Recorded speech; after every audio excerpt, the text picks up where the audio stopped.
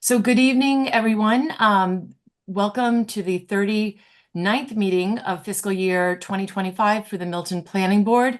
I would like to now call the meeting to order. We can begin with the introduction of the board, welcoming back our candidates. And I do want to just say, I think congratulations to Maggie and Sean, but congratulations to all candidates in this election. We all know how much work it is to run for a town position, and just want to say congratulations and what a great job I think all the candidates did. So with that, we can begin by introducing Jim. Jim Davis, member. Sean. Sean Fahey, member. Cheryl. Cheryl Tagayas, secretary. Maggie. Maggie Oakfield, member. And myself serving as chair. We have with us tonight Cheyenne, if you'd like to our staff. Cheyenne Frazier. Yeah, Cheyenne Frazier, Assistant Director of Planning. Great. Welcome. And thank you all. The next is the approval of minutes. I still have not had a chance to look over that last set that came in just before our last meeting.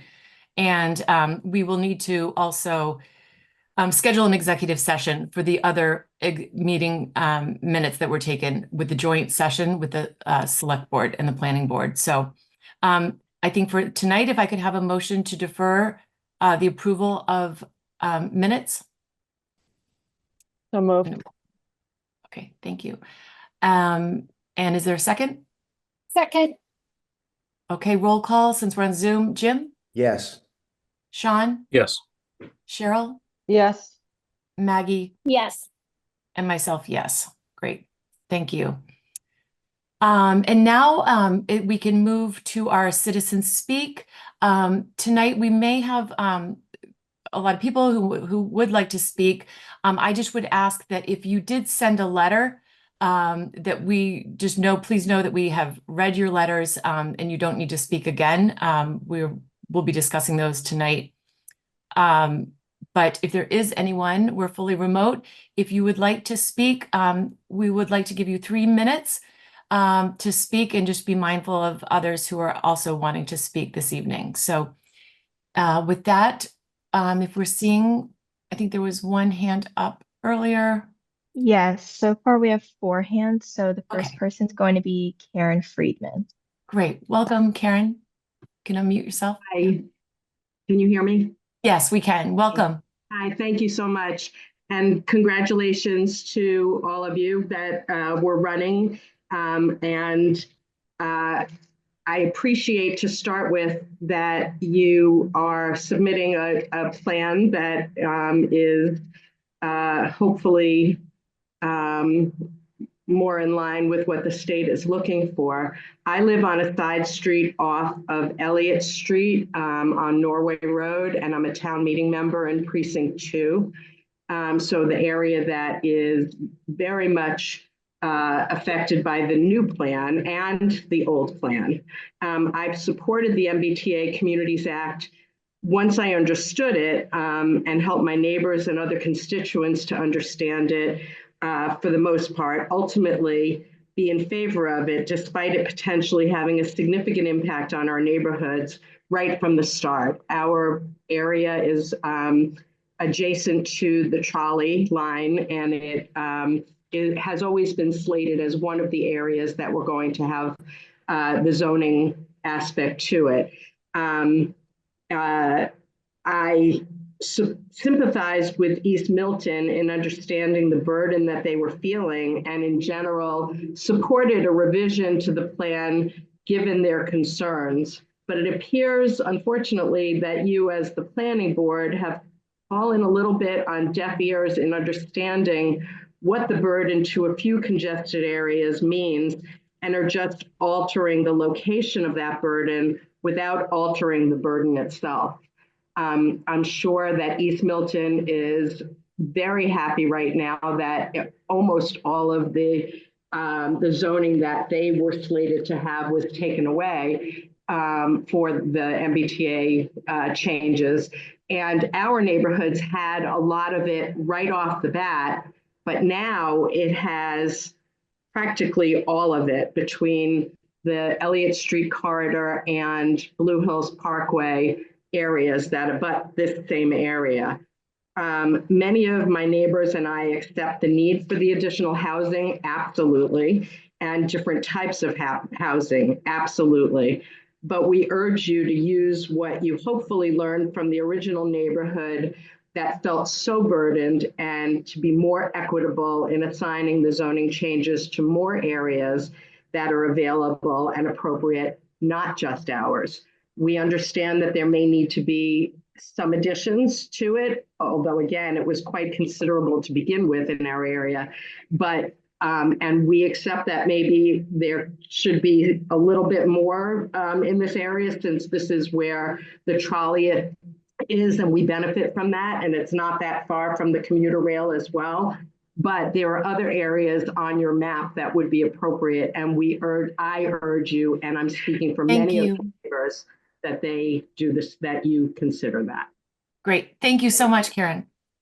And what number? You said Norway Road, just for the, 3 Norway Road. okay, great. Great. Next, yep, Next is Regina. great. Welcome, Regina. There. Can you hear me all right? Yes, welcome. My name is Regina Campbell Malone. I'm a town meeting member from Precinct 1. I live at 177 Truro Lane. I first want to congratulate you on working so hard to put forth a compliant plan, and for considering lots of different and incredibly creative options.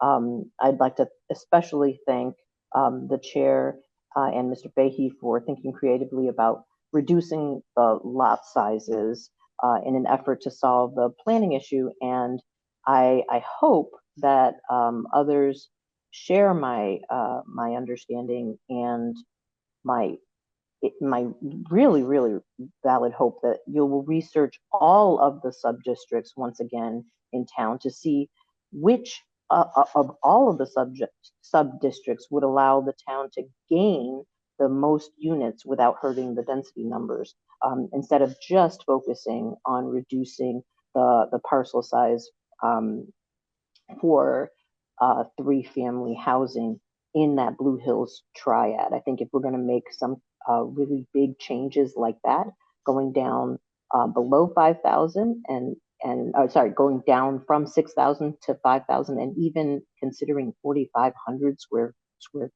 feet, that we should look at all neighborhoods and all sub-districts with that in mind before we decide on the Blue Hills triad as that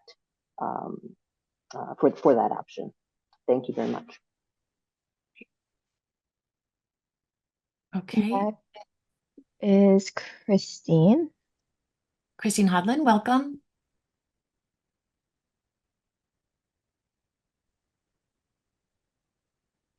Can you hear me? Yes, welcome, Christine. Great. Thank you very much. I appreciate being able to speak.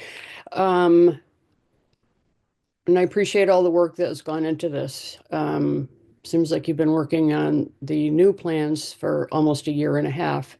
And I was hoping that we could have a couple or at least another public forum open to be able to discuss a final plan. But it seems at this point that you don't really have a final plan yet and are still working on it. And I appreciate if you try to make some changes to that based on our input. I live at 112 Maple Street. I am partially on the Elliott Street corridor. My house doesn't appear to be hit, my lot, but other houses on my street are. I'm still a supporter of the MBTA zoning that's compliant with the state law. And I listened to the meeting last week and have a few comments based on that. I am opposed to making the Elliott Street corridor even more dense than it was before, and also reducing the lot size. And again, I think the Precinct 2 area was very accepting of the first plan that came out, which had a lot of the density added, but I don't think it's fair that you dump all of it or so much of it in this one particular area of town when there are other options. I am also opposed to creating another district, as you suggested, or as Zoe had mentioned, possibly along the Blue Hill Parkway, where there are 2/3 of the houses are single family, 1/3 are two families, and only one house is three families. And why would you look to turn that into a very dense neighborhood with possibly many more three families? I'm very familiar with that area. I own a house over there. My children live over there, and there is not a lot of open space. There's not a lot of parking, and it's already very dense. So I also would hope that since many of you are not, are not in favor of being a rapid transit community, that why you wouldn't consider Zoe's suggestion to try to create other districts near the commuter rails, which she had suggested at least one last week, and I think there may have been another one. And I guess I just want to say it's just frustrating that you've been working on this for a year and a half, and we're still a month away from a town meeting where we're supposed to vote on this. The last public forum was provided with a very short notice during school vacation week and during Holy Week, and you held it on Monday, Thursday that week. I don't think that was fair enough to give many of the residents in town the opportunity to look at what you were proposing and be able to comment. So I hope that you'll continue to look at the options that Zoe and you have all come up with so that we can have a plan that has been vetted through everyone, which is the select board, the warrant committee, and the public prior to town meeting. So thank you very much. Thank you, Christine. It looks like Anthony next has his hand up. Yes. Can you hear me? Yes, welcome. Hi, my name is Anthony Natolo. I'm in 4A. I live on Kaler Avenue. I watched last week's planning board meeting, and I was shocked by the suggestion that one neighborhood, the Elliott Street corridor, required a 6,000 square foot lot to build a triplex, but the Blue Hill Parkway neighborhood is being considered to lower the minimum floor as low as 4,500 square feet for a triplex. When Cheryl brought up, and rightfully so, that the Blue Hill Parkway area is socioeconomically and racially diverse, Maggie Oldfield said that it was why she was pushing to rezone that area because it's a quote unquote opportunity. I'm appalled to hear that a planning board member suggests that one neighborhood, which happens to be predominantly white, inherently needs more outdoor space than any other neighborhood, which so happens to be majority minority. If the minimum square feet to build a triplex is 6,000 feet in one area, it should be the minimum everywhere. That's all. Thank you very much. Robert Lynch.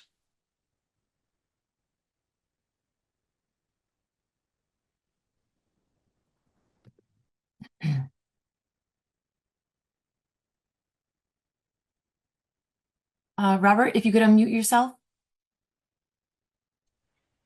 Yes, thank you. Great. Welcome.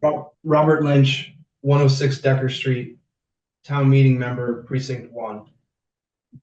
This board's discussion a few days ago around potential zoning changes for the Blue Hills Parkway corridor has surfaced with concerning timing. The fact that this topic gained significant traction just days before an election, with public comment scheduled for the day after an election, makes me question whether the community will really have a chance for thoughtful input. It also concerns me that this potential changes appear to have been considered before, with your own expert at that time and again now advising against them. The concept of significantly reducing the minimum square footage for lots only in the Blue Hills Parkway corridor and nowhere else is deeply problematic. If this were to become a formal proposal, it would represent a significant and seemingly unjustified deviation from established zoning practices across the town, as well as contradicting the concerns that were repeatedly raised by your own expert during your discussions a few days ago. I disagree with any implication that residents in this part of town are somehow accustomed to or accepting of smaller lots and less green space. Green space is vital for everyone, and zoning should not disproportionately reduce green space in any single neighborhood. Furthermore, I disagree with the assumption that allowing larger structures on smaller lots will create an economic benefit for the area. While a single lot or developer might see increased economic value, if an out-of-scope development diminishes the value of neighboring lots, can we really say that's a net economic benefit? So as you move forward, the fundamental question remains, why would you entertain a zoning proposal that contradicts your own experts' advice, both previously and currently, and establishes such an unequal standard within our community? Thank you. Thank you very much. And next we have Ada Rose Marin.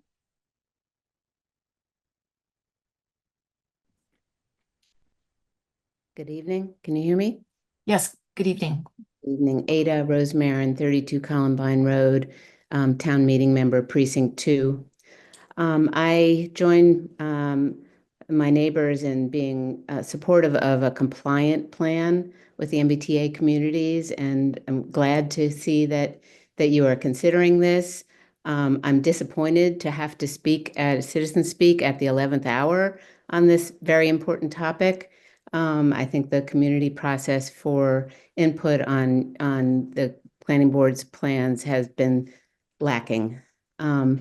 I share my neighbors' concerns about the density in the current plan for the Elliott Street corridor, and hope that you will continue your efforts to find other districts around town to reduce the density in our area. And I agree with our neighbors in the Blue Hills Ave triplex area about not reducing the lot size in that district as well, that just is not fair.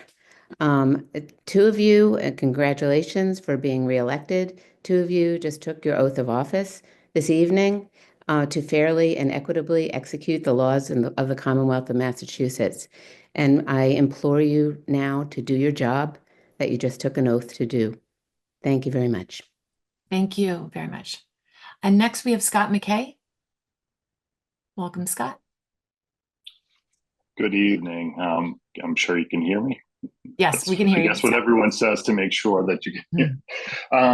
Thanks for letting me speak tonight. I know that I did submit a letter, but I like to talk. So thanks for having me. I've worked with most of you guys before on different projects around town. And I come to you tonight as a resident in the Precinct 2 neighborhood. I live on 21 Columbine Road, and I was until yesterday a town meeting member for 9 years in our precinct. So I think I have a pretty good pulse on the feel of what our neighbors are thinking and what they're sharing amongst each other. And a lot of what has already been said tonight, I echo. I just want you to, at some point when you're looking at the map of this proposed zoning that's for the 25% compliant plan now, there's the band of development that potentially could happen in the Elliott Street neighborhood and also Blue Hills Parkway. And then zoning out or zooming out, there's only 2 or 3 other locations in town that are having some of these units allocated to. As of right now, 77% of the units are on Elliott Street and Blue Hill Parkway, where the initial plan had only 56% in our neighborhood and Blue Hill Parkway. I think that's consistent with what the state asked us to provide 50% of the units within a half-mile radius around public transit. And I would think that spreading the units out in a more equitable fashion to show some color in some of our other neighborhoods would be appropriate. I just want to remind you that this isn't just a math problem. These are people's homes that we're talking about, and there are personalities and people behind that. And I appreciate that you keep that in mind as you go further with your deliberations. Thanks for letting me speak. Thank you, Scott. And next we have Matthew. Matthew? Matt Zoller, Elliott Street resident, and appreciate you all taking the time to hear everybody this evening. So I was always for MBTA zoning and remain that way. I am myself an affordable housing developer, and I'm in favor of density in the appropriate locations for the appropriate reasons. I was for the previous plan. I thought it was well thought through and equitable. And I think things have taken a turn now for the present plan. And I think the burden is largely placed on the Elliott Street corridor now, where it should be at the 50% or more or so that it originally had been, where that's what complies with the law on a rapid transit corridor. Like my neighbors have said, Scott, Karen, Christine, I think you should look at other areas in the community to place some additional density and not burden the Elliott Street corridor with all of the density. Thank you very much. Thank you, Matt. Next we have Annie. Hi, yes, Annie Bush. I am Karen's neighbor at 8 Norway Road. And I just want to echo the comments that my neighbors have already made here. I support the MBTA Communities Act. I voted in favor of it in the last election. And I believe that Milton is in fact a rapid transit area. But I do have some reservations about the plan that has been proposed. The LA corridor is already quite dense. I think leaving aside the issues we have with traffic and people blowing through stop signs as it is, there's also probably going to be quite a parking issue on such a narrow street with so many houses already very densely packed together. I implore you to please consider, thinking about where else in the town we can put some of this additional capacity so that it's more fair and equitable. And I would implore you to allow more in community input. The only reason I know about this meeting in particular is from some of my concerned neighbors who brought this to our attention. This is my first time ever coming to a meeting like this and speaking in this way. And I have to say, I'm really disappointed to have to come in this capacity to voice my opinion in this way. I really just wish that the communication was better, and that we were thinking about all members of the community when we're making decisions like this. Thank you very much for allowing me to speak. Thank you, Annie. I appreciate you coming forward and speaking. Next, we have Alexander. Hi, can you guys hear me? Yes. Yeah, I'm Alex Lang. I live on 27 Essex Road. As another P1 resident, I guess I was also really disturbed or surprised by last week's meeting, where a lot of the discussion was around lowering certain standards for, or whichever way you look at it, increasing standards for P1 at this Blue Hill Parkway triplex or triplex area. I live in the highlighted area. To make that different than other districts in town, I think is worrisome. It doesn't make a ton of sense for me. But what I mostly was concerned with, that this came up sort of at the last minute. It seemed like you guys were sort of tracking towards your three options. One of them, the 25% compliant plan. And it seemed like you guys were mostly in agreement, and then sort of a couple members threw out some sort of last minute changes, reducing on Randolph Ave and maybe increasing in P1, and that was sort of unfortunate, because I think it needs at that point would need more citizen input, and we're clearly out of time. It's my understanding that right, in order to get things ready for the June town meeting, we would have to submit something in the next couple of weeks.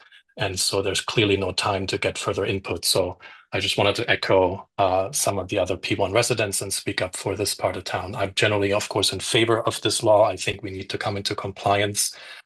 We've had a lot of time as a town and you as a board to come up with options. And I would echo some of the other callers who mentioned that it's a bit unfortunate that we are here at this last at the 11th hour to still discuss these sort of major swings in your approach to this. Thank you.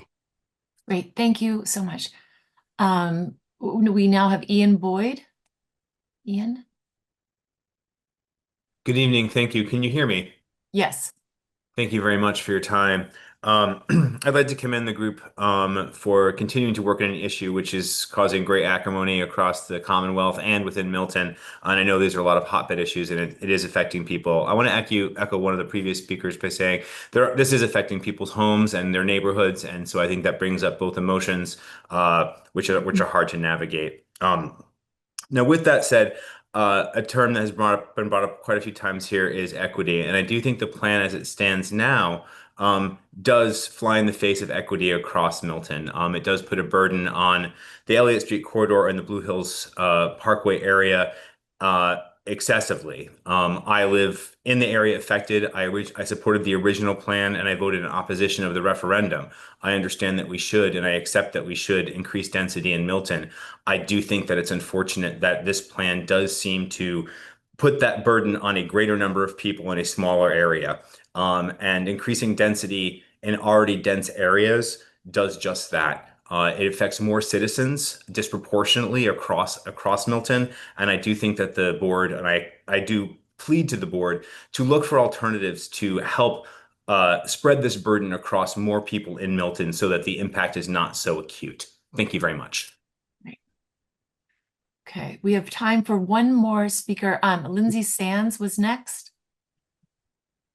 And if we only have Eve, I'll let Eve speak too, but we will need to move on after that. So Lindsay, please, welcome. Hi, can you hear me? Yes, welcome. Hi, Lindsay Sands. I live at 6 Waldo Road, Precinct 2.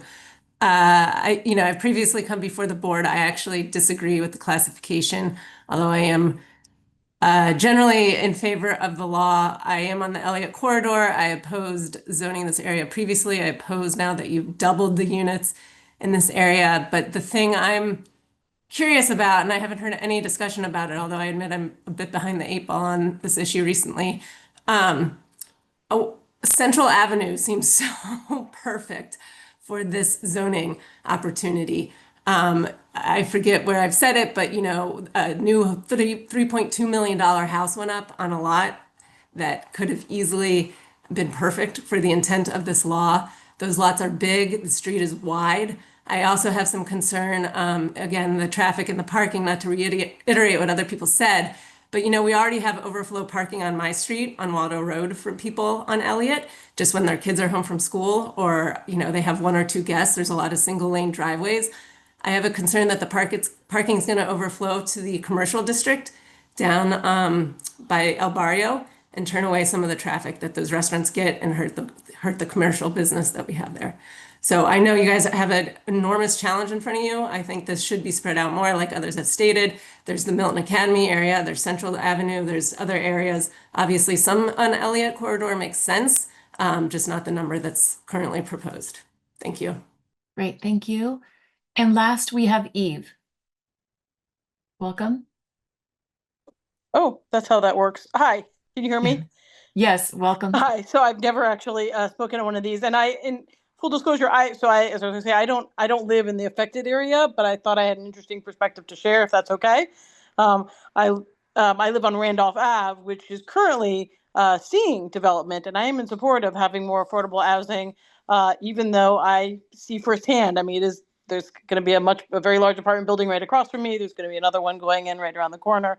I get it. We need more affordable housing. It needs to go in somewhere. But I want to echo the concern about equity to be building more on what, if we want to call it West Milton or whatever, is definitely an unfair, equitable burden, because it is very clear, as someone who's just started to get to know this community, I've been here about 5 or 6 years, that there is much more density on that side of town and the other side of town. Like, I'm on the dividing line, Randolph Ave, from Randolph Ave to East Milton, ought to have much more capacity for, sort of coming in compliance with the law.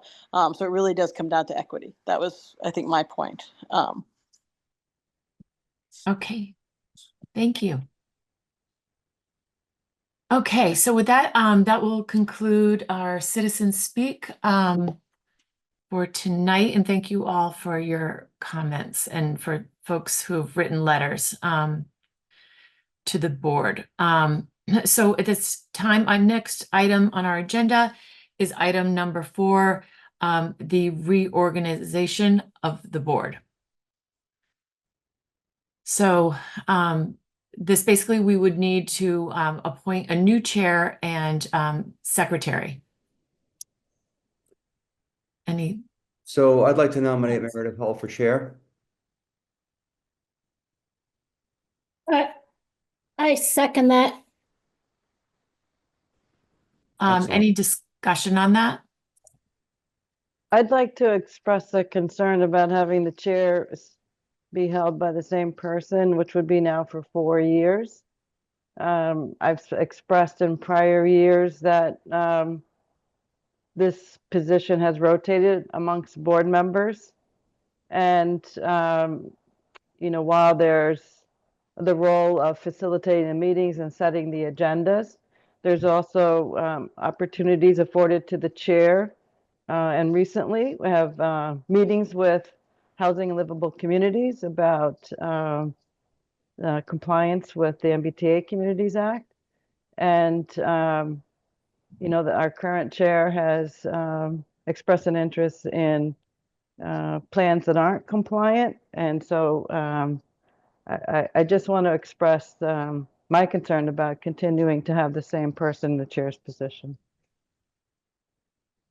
I appreciate that. We have a motion. I would be willing to accept that nomination. And I'm grateful for the nomination. And Cheryl, I hear what you're saying, and I appreciate your thoughts too on this. Sorry, Madam Chair. I nominated Meredith just because right now we're very busy. We have a lot going on. We're under a time crunch. It seems like every single month we're under a new time crunch at every town meeting. Jim, I'm quite familiar with that. Today is the beginning. I think I was still talking. Okay, I thought you were done. And I just don't see the need to mix it up or change anything right now.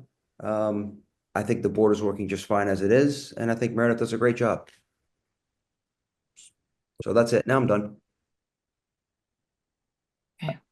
One thing I would like to say, as I said in prior years when this topic has come up, how the meetings are managed and how much is on the agenda, how late the meetings run, how much community engagement, and the community engagement plan that I suggested for MBTA communities for this entire past year.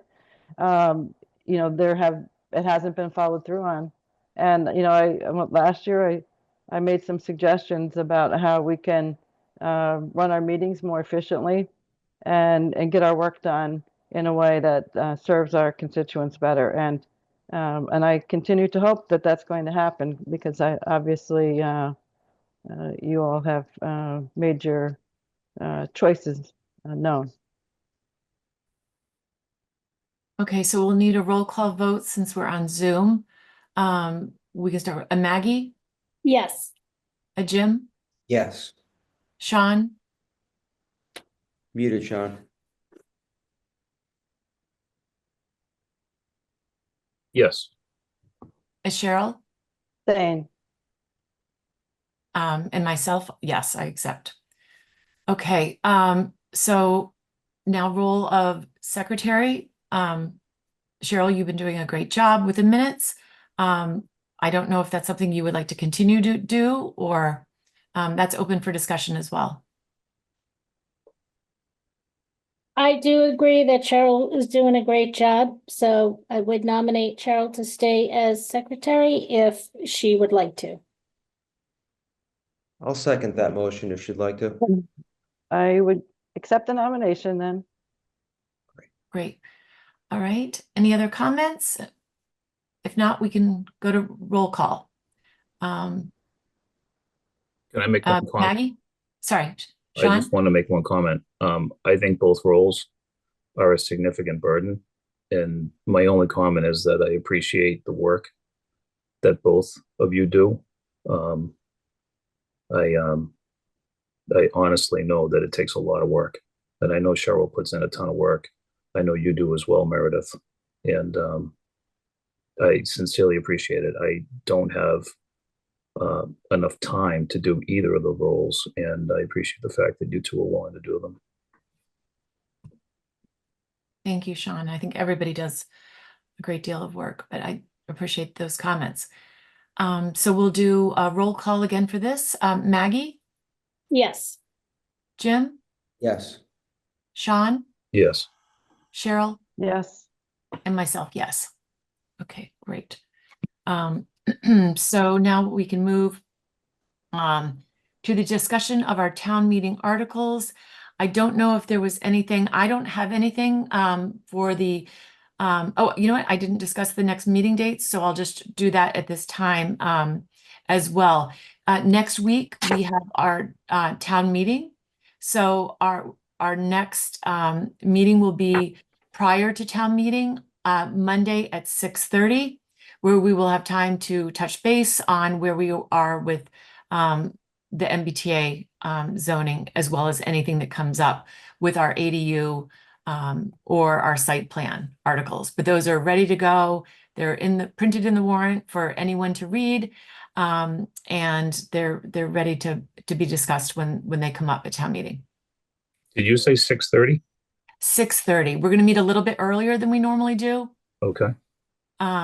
Just to give us time if there's anything we need to discuss for MBTA prior to Okay. that. Okay. If you can make that, I know it's sometimes. Yeah, no, tricky I'll with be there. work. Sure. I'll be Okay. there. Okay. Anything else on those articles? If not, we can now move to the discussion of MBTA zoning and, Real quick, Meredith, sorry. oh, yeah, Tuesday we'll meet at 6:30 also, and then if town meeting goes to Wednesday, we'll meet at 6:30 also?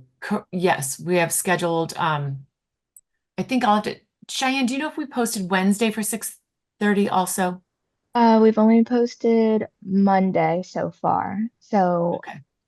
I was under the impression only Monday we were going to meet at 6:30, and then the other 2 days we'd meet Yeah, usually at because we 7. also discussed having a meeting on the 8th, just so we Yes. can sort of, again, just MBTA only on that agenda on the 8th. If folks are still good, whoever can make it on that. I just think it's important. And Zoe's said that they would try to hold that date for us. And we'll be in person for that meeting. And that would be in person. Okay. Yeah. I'll be a little late for that one. Yeah. Okay. Or hybrid for those who can't make it in person. So those would be the next meeting dates. So now our moving to the discussion, we can welcome. Can I ask one more question? Sure. Just to for the following week, we have our meeting on Tuesday the 13th. Correct. Okay. All right. And that's our only meeting that week? Yes. Okay. This time. Okay. All right. Great. Thank you for that. Yes, that's great. And that will be focused, we'll be hearing back from 2 Elliott at that meeting. They'll be coming back for their continued public hearing, and then MBTA. Okay. And our following meeting from that one is the 22nd of May? Yes. Okay. All right. That would be our regular scheduled date. Okay. All right. May Great. 22nd. Yep. Thanks for all of that. Sure. Okay. Okay. All right. So we can welcome Zoe and the I'm not sure who else she was going to have with her this evening. Matthew. Matthew's here. Okay, great. Welcome, Zoe and Matthew. Hello again. We'll kind of be tag teaming the presentation tonight, so I'll kick us off, and then Matthew will pick up and sort of go through some of the closer studies that we did of the Blue Hills fabric. Great. Excuse me. So I will go ahead and share screen for those that may be joining for the first time. My name is Zoe Mueller. I've been the project manager supporting the MBTA communities analysis to support the planning board. I'm a senior planner and associate principal with UTL, and I'm joined by Matthew Littell, who's a principal for UTL and an architect by training. So we kind of tag team the different aspects of the project. So with that, today we thought we would just give, as always, a quick refresher on timeline, and then go through some of the refinements and sort of alternatives discussed at our meeting last week for the rapid transit community plan. Then also kind of confirm that we're, where we left off with the planning board's adjacent community plan is still good as is, and then go through kind of next steps to make sure that we're moving things in the sort of sequence we need to get to the deadlines we have. Perfect. So we sit here.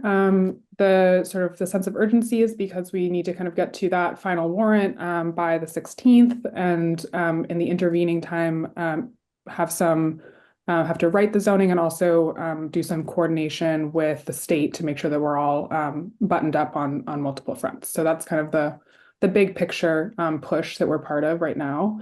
And for the rapid transit pieces, I just kind of have this as kind of our anchor, as a reminder to the standards or the targets that we're planning to for each of these. This is just to kind of refresh. Last meeting we showed this, which is what we had shown at the public forum. And then we also shared with the planning board a suggested adjustment to this that brings Elliott Street Corridor Tier 1 and the Blue Hills Parkway Corridor into alignment again for the FAR and lot size standards. So that was kind of a baseline starting at the last meeting. And then we presented an alternative that Cheryl had originally prompted around potential ways to bring the unit count down on Elliott Street Corridor, sort of along the lines of what a lot of the public comment noted just before this. And that led to a discussion that sort of expanded, like, what are all of the swaps that we might consider to accomplish that goal? So what we're looking at is removing what we're using as a shorthand, either Elliott East or Elliott West. You'll see what those geographies mean in just a second. So looking at removing one or the other of those, and then swapping in one of three alternatives, either Blue Hills East, Blue Hills West, which again, I'll show you the geographies in just a moment, or the Fairmount Station District, which is the one that Cheryl had originally raised to us as an alternative, which is close to the commuter rail stop. So with that, oops, I think I skipped one. Oh, okay, so this is when I talk about Elliott West and Elliott East, this is what I'm referring to.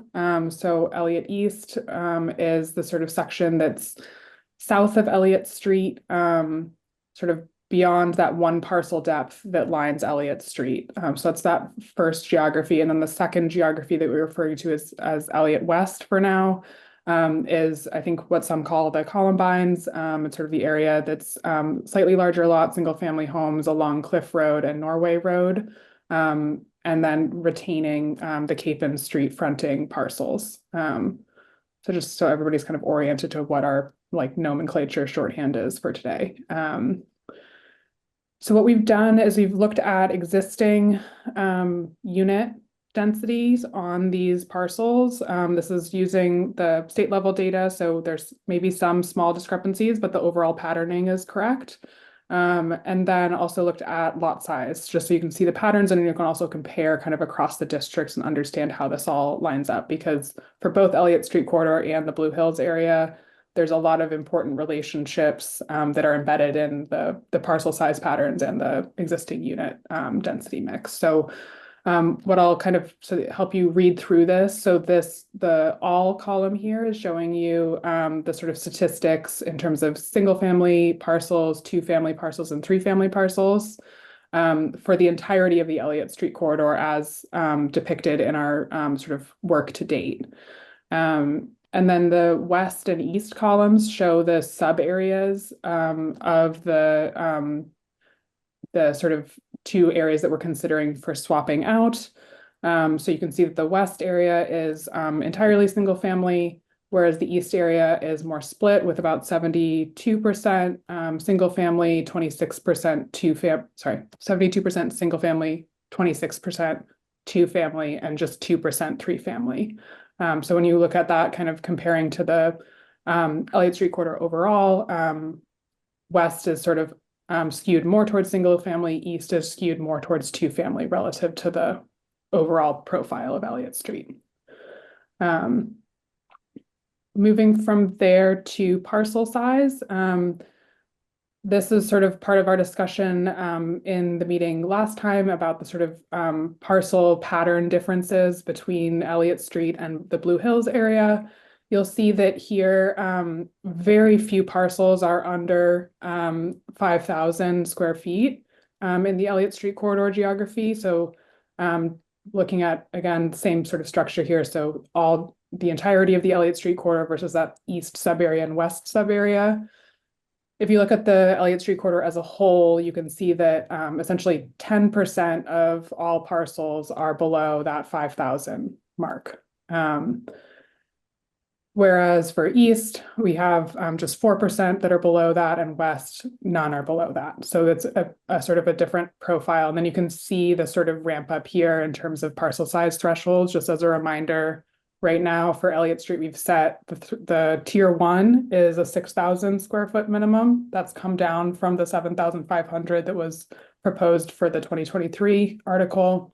And then tier 2 is at the 10,000 square feet. Tier 3 is at 15,000.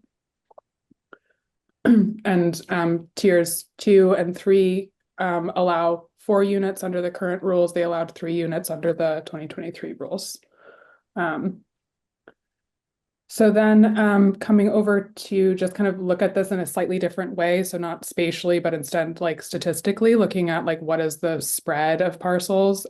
This can just give you a sense of kind of at each of these, for each of these buckets, how many parcels are in that bucket.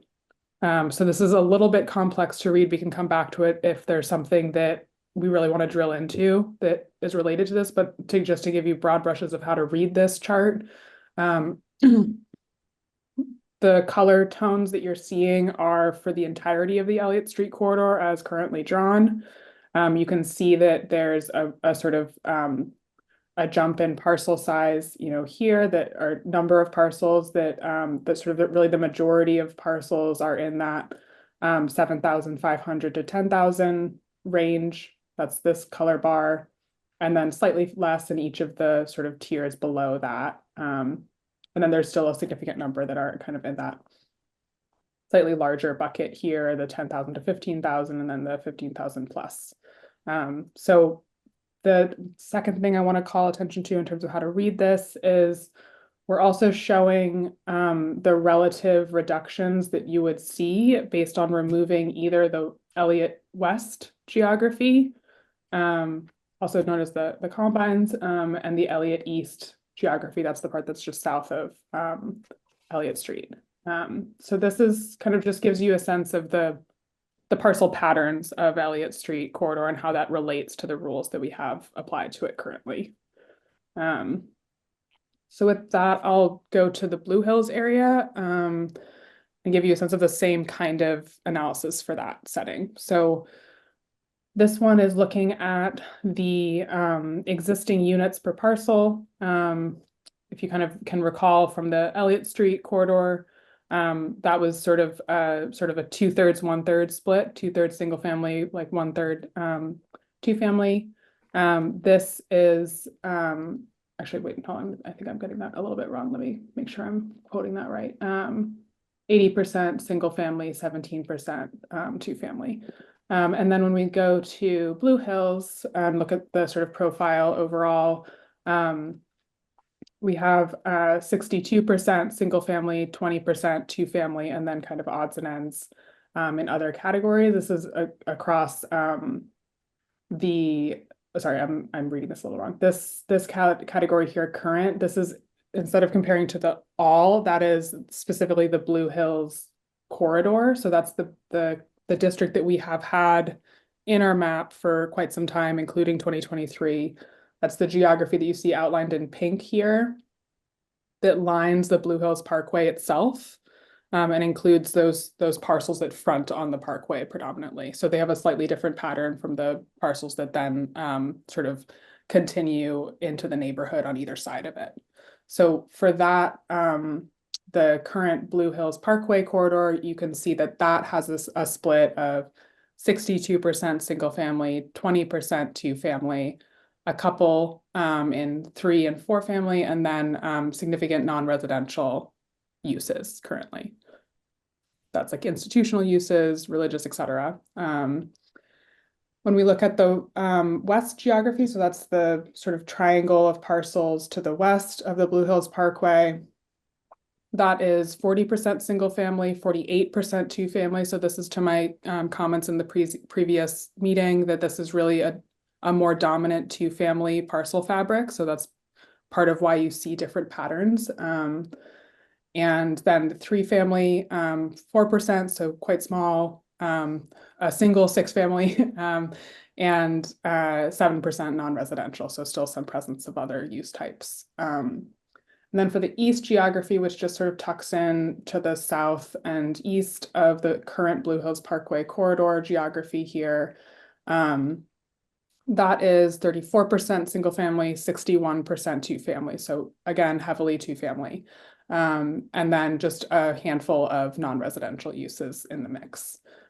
So what this is really kind of the story here is that both west and east have significant two family presence in them already, but hardly any three family. So it's an important distinction. We'll get to it in terms of like the bulk of the building, but if you think about like use density in terms of like the number of people that are there, the number of units, the number of households, it would be a significant change from that perspective, but maybe not from a bulk and sort of urban design perspective, which Matthew will get into in a little bit.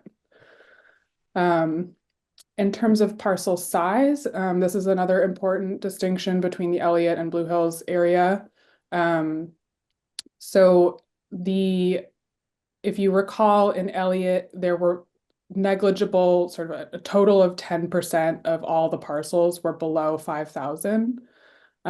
If you look at even within the Blue Hills Parkway corridor district that we have right now, again, as a reminder, that's this current column, a total of 22% are below that 5,000 number.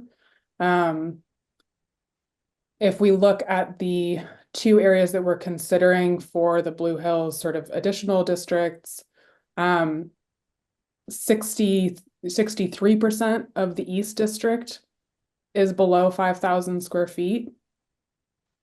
And then on the West, you can sort of doing the kind of quick addition there, that would be 54% are, under 5,000. So this is the real reason why in our earlier, like our 2023 analysis, why we ultimately moved away from using the Blue Hills Parkway District is because if you set that 5,000 square foot minimum lot size, or even 6,000, or at the time, 7,500, just from a parcel size perspective alone, you've knocked out the majority of parcels in this district, and therefore it wasn't getting to the density numbers that we needed. So I had shared that in the previous meeting, and the planning board expressed interest in seeing some analysis around the 4,500 square foot threshold as a potential way to zone for in greater alignment with the existing parcel fabric of this area.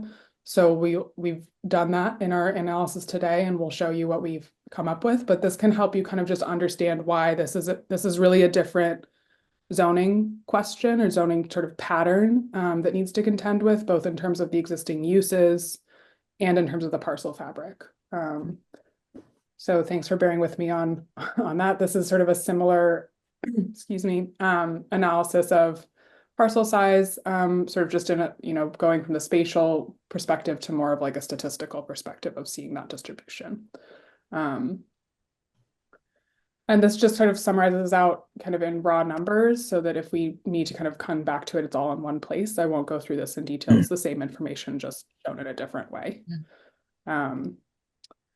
So with that, I'm going to have, maybe before I pass off to Matthew to run through the test fits, are there any questions on that, like existing use and parcel size analysis? Zoe, I have a question, Zoe, if I may.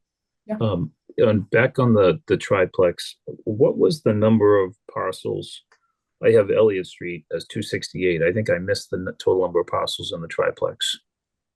Let's see, I can do kind of a quick tally here. I believe I think it's 61 in the West. I'm getting them a little bit. Let me do some quick addition. So 75, right? 30, 36, 66, 69, 70, 75. Okay. Yeah, so we have 75 in West, and I think that means we have 61 in East because that's a number that's stuck in my head. So it must have come from somewhere. Yeah, that's it, 61. Okay. All right, great. Thank you. And um,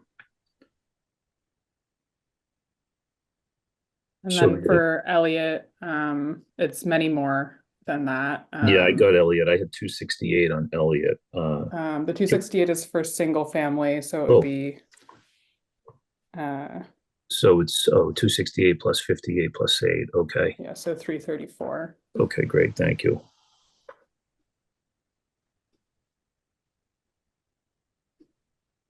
Any other questions on this piece of the analysis before we go to urban I'm design? I'll come back because there's something I do want to talk about, but let me do a little bit of work here and so not to delay, and if Matthew's taking over, I'll be ready when at a later point.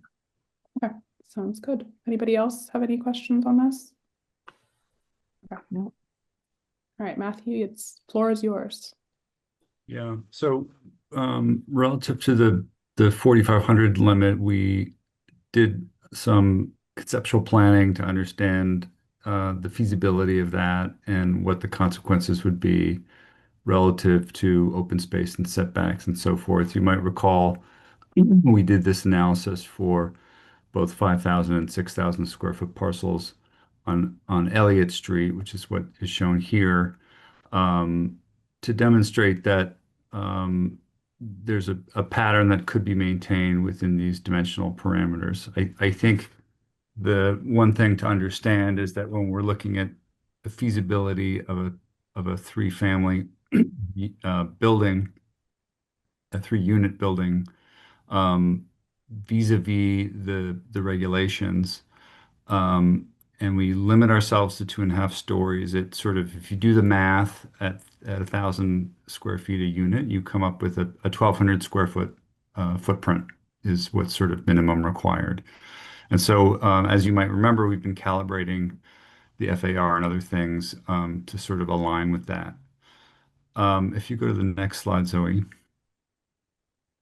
The punchline is that a 4,500 square foot parcel will work in terms of the building size.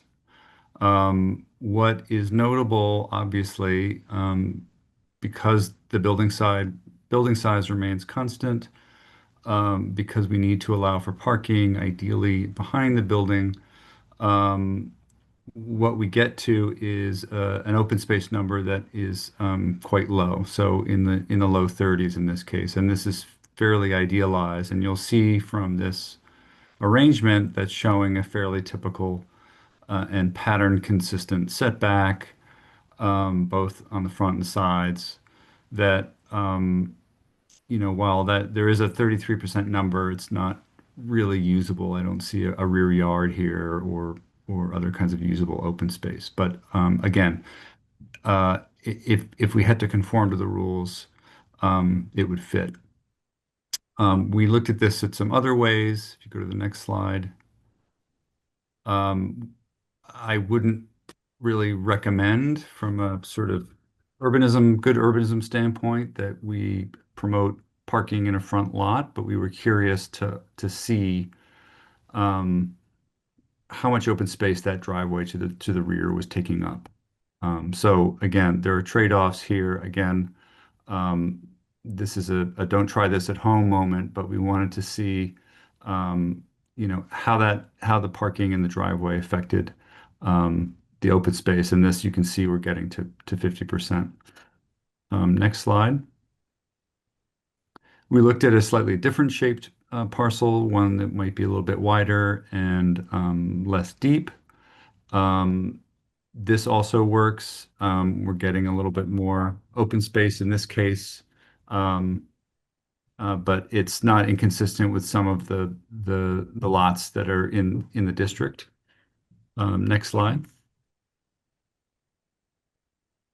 And then again, look at this, what we would get from open space if we put the parking in the front. But again, I don't think that's consistent with the patterns that you see in that neighborhood. If you go to the next slide, I was curious to see what the patterns really are existing. And we found a couple of, based on some of the analysis of various parcel sizes, A couple of examples that were sort of real life examples of those sort of tests that we did. This is a series of two-family dwellings on Laurel Road. These all have almost exactly 4,500 square foot parcels.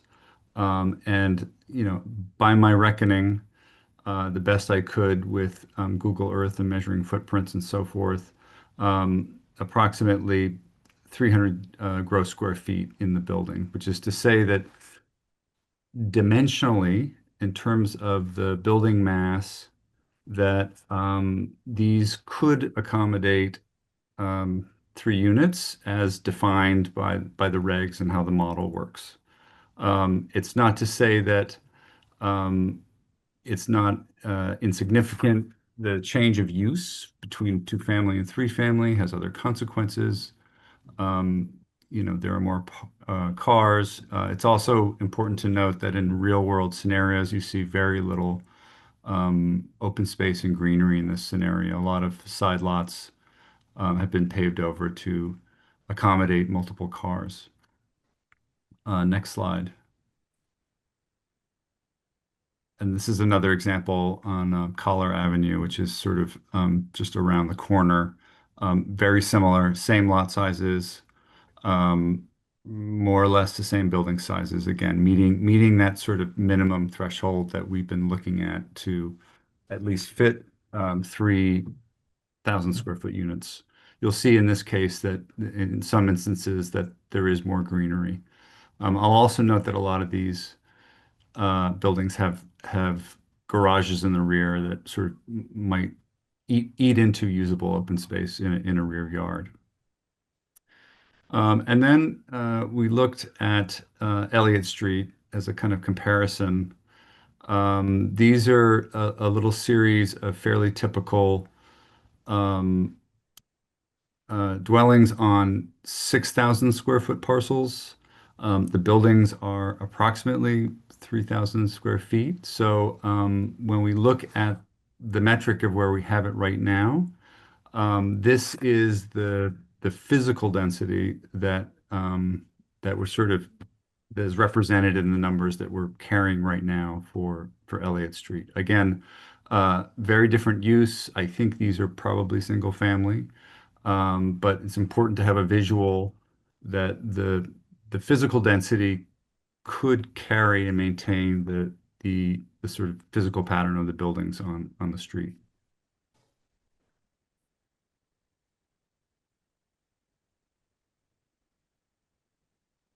I can pick up here. So I think with that kind of concludes the analysis that we did for both the Elliott Street and Blue Hills area to inform kind of the development of zoning parameters for each. We did also, just because we're going to be mentioning this as we go through the compliance numbers, this is the Fairmount Station district that was raised and discussed at the last meeting. You'll see it come up in some of the compliance scenarios that we've run tonight. So you can see that it's basically the yellow highlighted parcels here, and then the red arc that you're seeing is the half-mile from the commuter rail stop. So you can kind of see that it's part in, part out for that. And then we also wanted to bring back to this group the 501 Randolph Ave parcel that came up in discussion at the last meeting. As discussed, this is owned by Milton Academy. As the regulations were originally drafted, it would have been categorically excluded because of that institutional use. As was raised at the previous meeting, one of the few substantive changes that was included in the revised regulations that were published recently was the redlining that you see here at the bottom of this screenshot of the regulations, which provided some level of discretion for the state to make an exception to the general rule that institutional land would be excluded if and only if there was an indication that it was no longer going to be used for educational or institutional uses. And just as a sort of an anecdote, We are also working with the town of Hamilton. This was an issue that the town of Hamilton raised to the state based on a specific condition in their community. And that is, we presume, the sort of part of what has triggered the state to recognize that they should have a similar level of discretion to recognize specific circumstances in which institutional land is in the process of transitioning into privately available land. And so in that case, it was just to like help anchor this and make it more intuitive. The Gordon Conwell Theological Seminary is a residential campus, institutional campus that sits within the town of Hamilton. They have for a long time had student housing on campus. They are in the process of transitioning that student housing to be market available housing, not associated with the institution any longer. And that's an example of the kind of situation that the state might admit as a reason to accept the otherwise excluded land as developable. So that's kind of what they're going for. So with that in mind, that sort of context, and based on sort of further follow-ups with Milton Academy, we would advise the planning board to not consider this further because we do not think that the state would accept it as a valid district because there isn't an indication that Milton Academy is interested in transitioning this away from their own ownership into private ownership. So that's kind of the conclusion of the analysis, and then we were going to go into showing the different compliance scenarios, and based on the sort of urban form analysis that Matthew kind of walked through, and the parcel size analysis that we did of the Blue Hills area. This is the model inputs that we have used for the compliance runs that we're showing you today. So it is broadly speaking based on the parameters that we have had for the Blue Hills Parkway corridor. But we have made 3 modifications, the ones that are highlighted in red, to reflect what would be necessary to have the level of physical density on those parcels that's necessary to get to 3 units. So that would mean the FAR would need to go up to that 0.67. That's coming from those sort of aerial views that Matthew walked us through. The minimum lot size at 4,500, that's coming from the parcel size analysis from our prior work, saying that if we set it at 5,000, that alone is enough to make this district have so many ineligible parcels that it's no longer contributing positively to the overall compliance picture for the town. And then the 30% open space is a recognition of the site planning challenges of accommodating parking in the rear, that would be necessary for some of these parcels to be able to achieve 3 units with 3 parking spaces that are not in front of the building. So those are the parameters that we've included. As we go through these, if there's a particular scenario that you want us to sort of refine and bring back to you at the next meeting, we're happy to revisit some of those. But for the sake of efficiency, we just held that constant across all of the different versions that we're showing you. Okay, any questions before we dive into the compliance runs? I'm sorry, Sean, go ahead. No, please, Jim, you go first. I have a quickie. It's just so when you say you held a constant, that means everything we're looking at is going to be 30 units per acre as well? So all of the instances where the Blue Hills East or West districts are included in a compliance run, they'll be included with those parameters. So in other words, we didn't like in one compliance run use 30 units per acre for Blue Hills and in another one use 29, et cetera. Okay, thank you. I'll add that 30, if you sort of do the math, 4,500 square feet is approximately 1/10 of an acre. To get to 3 units, that's 30 units per acre. And the 0.67 times 4,500 gives you 3,000 square feet, which is again also the sort of minimum that the model will count for 3 units. Okay.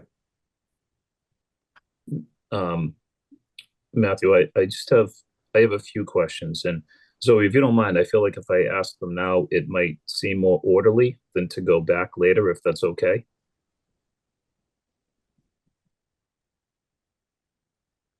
Yes. Yeah, go for it. Oh, okay. All right, good. So I'm trying to extract some data here from your data, or I'm creating some data. If we go over to Elliott Street, can you go back over to Elliott Street? And I'm going back to the 334 parcels. Okay, excellent. And so we have 334 parcels. And then if you go to your sheet that indicated the size of the parcels and the percentage of, there we go, great. So let's see, in the 7,500 to the 10,000 square foot category, we have a total of 22% that are that size parcel. So just scratching some math out here, that means the 73 parcels, that would be 22% of, it's actually 22% of 334. So that means the 73 that is 7,500 square feet or greater. On the 10,000 square feet, 18%. So 18% of 334 is 60. So we have 133 that are either greater than 7,500 square feet or greater than 10,000 square feet, right? And check me on number of units that can be built on 10,000 square feet and number of units on 7,500 square feet. So these would be sort of to cross-reference these with our tiers. So the what you see in yellow here, the 15,000 plus, that would be 4 units under our current rule. That's tier 3. Yeah. The 10,000 to 15,000, that would also be 4 units. That's Yep. tier 2. Yep. And then these 3 categories, the 6,000 to 6,250, 6,250 to 7,500, and 7,500 to 10,000, those would collectively constitute our current tier 1, which allows for 3 units. Okay, so I'm gonna have to do a little bit of math here because I'm a little high on this. Do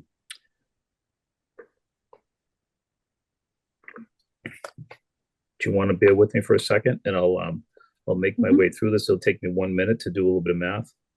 So Sean, are you trying to get at the zone capacity of the 3 Elliott Street corridors, tiers? I've calculated that as 813. No, I think I'm going a different direction than that. Bear with me for 1 minute, Cheryl. So 73 parcels could have potentially 3 units. 60 parcels could have 4 units per, right? Is that right, Zoe?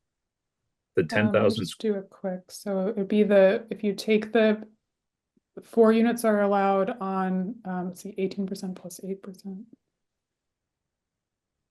So 26%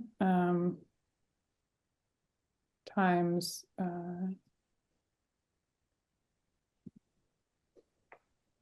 334. So there's 86 or 87 parcels that can accommodate 4 units, I think, if I'm doing my math correctly. So taking this. Let me check you on that. I had it at 18% of 334.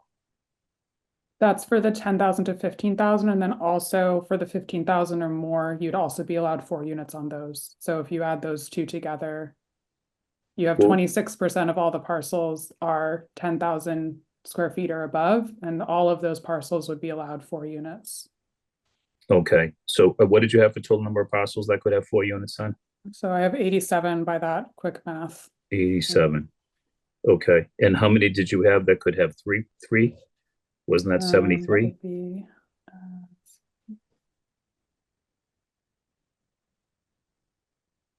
so that'd be 46%. Times the 334.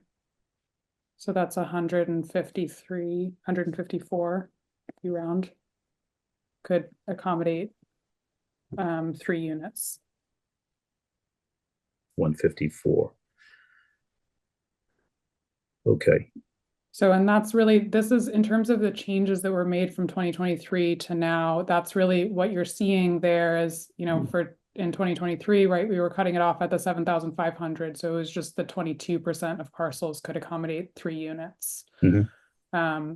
And then we were also only allowing 3 units on the the upper tiers. So the two ways we've added units is we've allowed one more unit each on the ones that are 10,000 and above, and then we've gained 14% of parcels that were previously excluded that now each are allowed 3 units.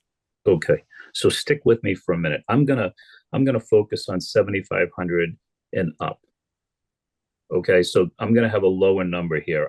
So I believe that is 73 parcels that are in the 7,500 category. That's a 7,500 to 10,000.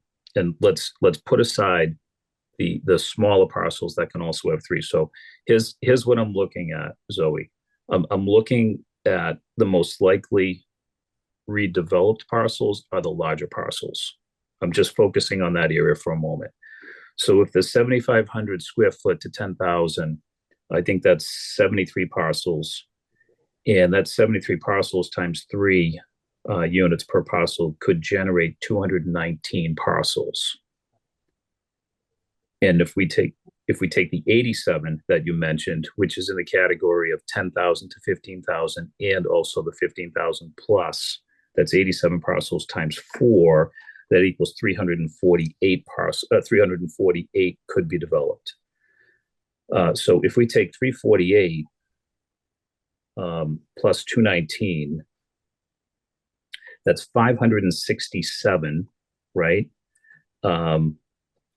New residential units just in that area could be created, and that's where the net new comes in, right? I Where know, this is that's this where is I'm a little getting bit more at. complicated than that, right? But I think I see what you're getting at in Yeah, terms of just so like overall impact. But I think it would, in order to really say like how many new units is that, we'd have to look at it in relationship to this other map, which is, you know, right now what's on it.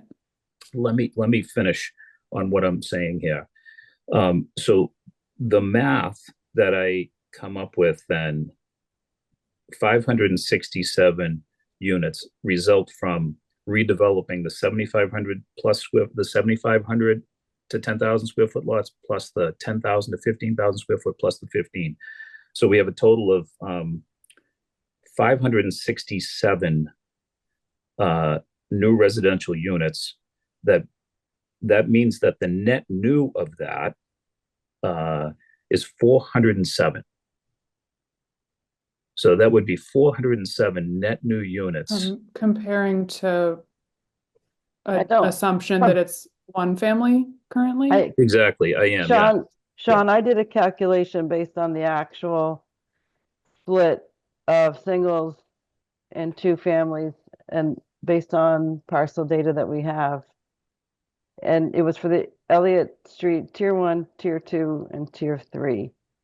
So the zone capacity, not reducing it yet from what Zoe is talking about tonight, in those 3 tiers is 813.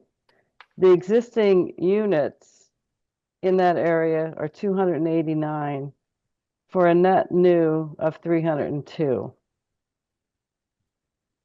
I'm okay. sorry, a net new and 23 of 302, now 524. Mhm. So an increase of 222 units of net Yeah. new. Yeah, I guess what I'm looking at is the net new, and in my logic, and the reason I wanted to focus on the lot sizes that are 7,500 foot or greater, I think they're the most likely to be redeveloped. Most likely. Let's assume that the smaller lot sizes, economically, it's hard to redevelop them. You either have a restriction on the geography, but the bigger ones are much more likely. So if my math was right, and I'm not questioning, Cheryl, what you put together, but just my quick math here means 407, and this is only on the large parcels, 407 net new, which also means 407 more cars. You know, if we just say one vehicle, you know, per residence, we have 407 more cars, you know, in that neighborhood. And I'm also curious to know, what is the anticipated bedroom count that we might have if it's a 7,500 or a 10,000 square foot or a 15,000 square foot lot redeveloped? What would the bedroom counts be in those residences? That's something we can't predict. I mean, I think this was the subject of the RKG study, to evaluate likely redevelopment and impacts on town services and occupation, et cetera. But I think, there's no doubt that we're talking about an increase in density here. We're talking about an increase in the number of people. And so that carries with it, increases in use and traffic as part of that. Parking is part of that. But I'm wondering if there's, Sean, if there's like kind of if you're trying to get to, I think this concept applies in all of the districts, right? This sort of issue of what's the impact of that added density? Yeah. Is there a particular, are you suggesting that we change the rules to be? No, I'm not suggesting anything at the moment. Okay. I'm You're just trying to understand the I'm just impact. trying to use a small area to try to, develop an understanding of impact. That's it. And it seemed really simple to just take this area and the large size only and not even consider the small size. And like I said earlier, I think the larger size lots are more developable because they're going to be less restrictive in terms of So in terms I of just need some yeah. in that sort of in the spirit of what I think you're trying to get at, and using Cheryl's analysis that based on the current geography. So if we were to assume that parcels that are below 7,500 are unlikely to be developed under our current rules, if I'm doing my math correctly, that means that sort of the parcels under 7,500, but above the threshold at which we're allowing 3 units, I would account for about 243 units. So if Cheryl's math was that the current rules allow for a net new of 524, then you could imagine that you take 243 of those out. So if you're assuming that parcels under 7,500 are not being developed, so that means you take the 524 minus 243. That's a net new of 281 under that set of assumptions. Mm-hmm. Yeah, I'm not. You know what? I'd probably have to look at that a little bit more. Do we know on these parcels, the large parcels, if those parcels have single family, 2-family, or 3-family homes on the large parcels? So we do know that, but that's like that. I think that's what Cheryl had done. We have not done that granular analysis for Elliott in the current incarnation. We could do it, and it's something that we've agreed that we are willing to do once we get to a single sort of scenario that we're pursuing, but we don't have those numbers run now. Yeah, Zoe, the reason I'm drilling into this for myself is I think we had, if my count's correct, we had 14 people that spoke tonight during Citizen Speak. Many of them have issues with the density in the Elliott Street neighborhood. There's also a considerable number of them that are in favor of 25%. And I don't know, and maybe they do, maybe they've done these calculations themselves. I don't know that they recognize the kind of density that this is. And the reason I wanted to try to extrapolate what I'm doing here is so our audience tonight could imagine that if my math is right, I had 407 new units. And that's again, only on the large size. That's again, assuming that all the large lots are single family right now, and they would go to either 3 or 4. And that's 400 cars, and it's 400, there's a density, and the proponents of this should be able to understand the kind of density that this is bringing.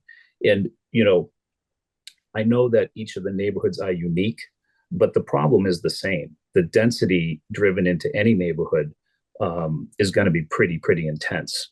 So, the granularity, and I understand your interest in trying to get to one plan and then developing the granularity, but I almost feel like it might be too late developing the granularity at that point, because the granularity should be considered as we're trying to get to a plan.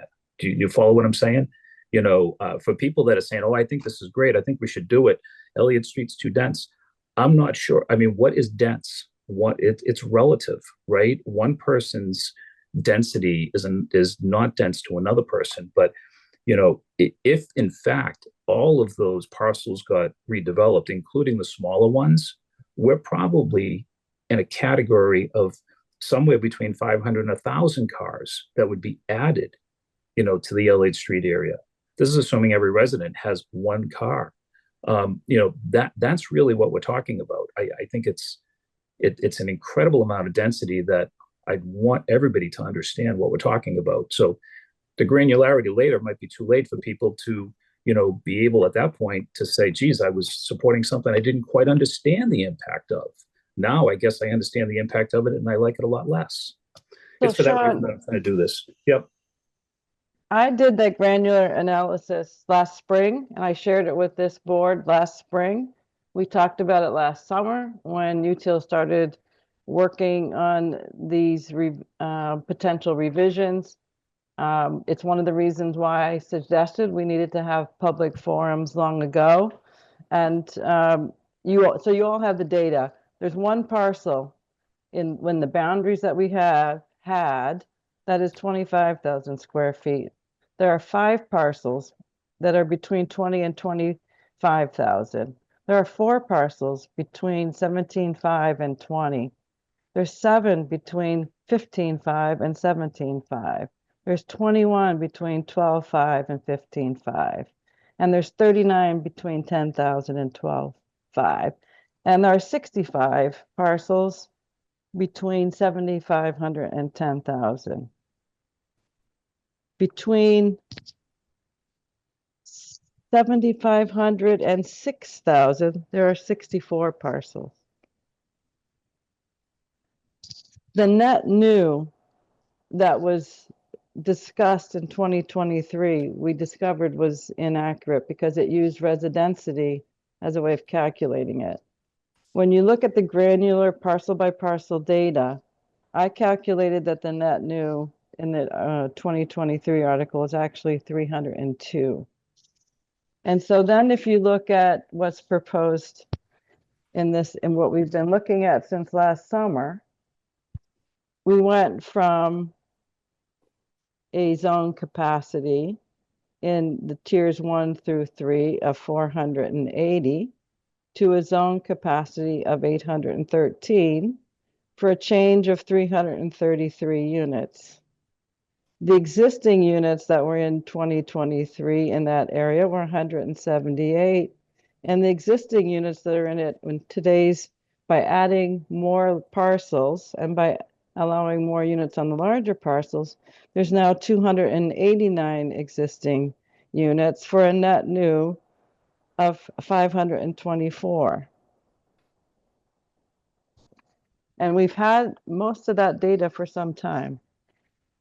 I would actually like to see the rest of this presentation so that we can see where we are and see what other revisions we may seek to ask of UTIL before our deadline is up. Well, we're gonna see it. It's only 7:30, right? Is that all? So no, it's 8:30. I apologize, but we have plenty of time, Cheryl. We're gonna get to it, and I appreciate your consideration, allowing me the time to have these questions while the data is on the screen.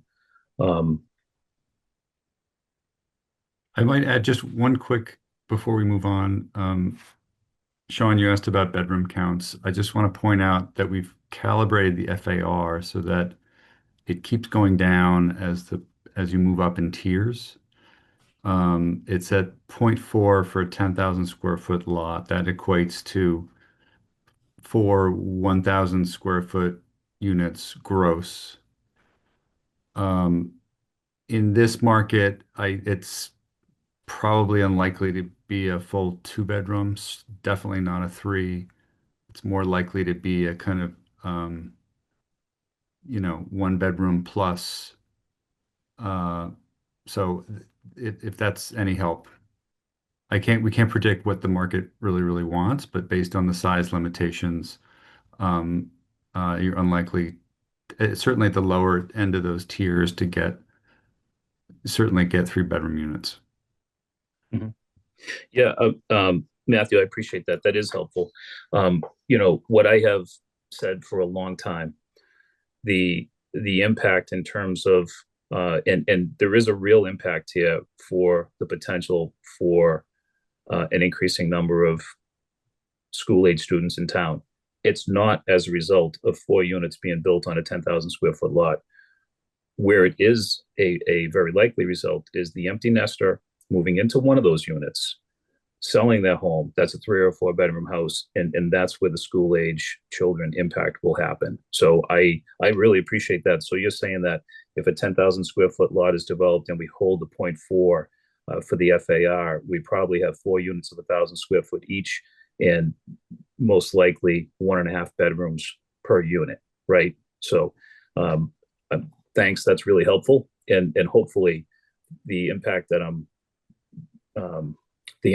identifying is not families being able to move into these units. It's people like maybe myself, selling my 4-bedroom home and moving into one of those units, and a family is the occupant of this. I have said, and I know RKG, did their analysis last year. I didn't agree with 275 students being the impact if we built 2,461 units. That I'll never agree with. And what they had told us at that time was they did no calculation for what I'm describing as the empty nester transition. So yeah, I have a concern for with the impact and our capacity to be able to manage what we have when that happens, and that's the most likely result. I think, Thank you. Sean, it's a good pattern to note. It's certainly part of, I think, what the end goal is of this is making housing options available that enable people to move to housing that matches their needs. And that includes people who needed a family size unit at one point in time and no longer need it. I will just also point out that most of those family size units that maybe now have empty nesters did once have a family of more people that included children that went to Milton schools.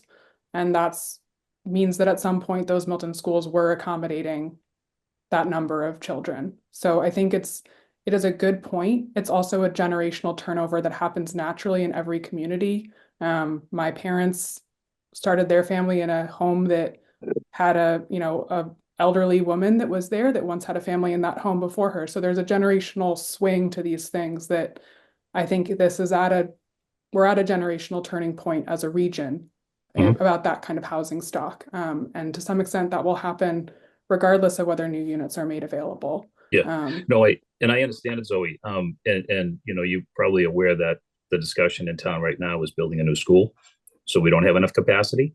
So the reality of it is, as residents, we have to realize that if what I described actually occurs, which I think is very likely to occur, all we'll do is create more stress. And in a conversation will begin at some point in time down the road about building another school. So it's just a fair point. It's something that people should be aware of. And the reason I bring it up is there's not a lot of discussion about it. RKG didn't want to talk about the number of kids that would become school-age children if the empty nester transition occurred, and I don't think that's fair to the residents of the town. I think they should all understand it.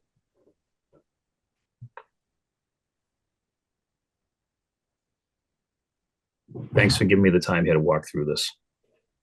Yeah, of course. Any other questions on the analysis before we dive into the compliance scenarios? Okay. All right, let me just jump to the first one. So just as a reminder, we're looking at essentially 6 combinations. A set of 3 where we remove Elliott East and swap in respectively Blue Hills East, Blue Hills West, or Fairmount Station District, and then similarly for removing Elliott West and swapping in those same 3 districts. For the sake of you'll see these in sequence, I'll do my best to kind of present them as they come so you're really clear to you what is happening in each scenario. And in all scenarios, we're using these parameters for the Blue Hills districts that are being added. And we're using, for the Fairmount Station District, when it is added, we are using the same rules as are currently being applied in the Elliott Street corridor.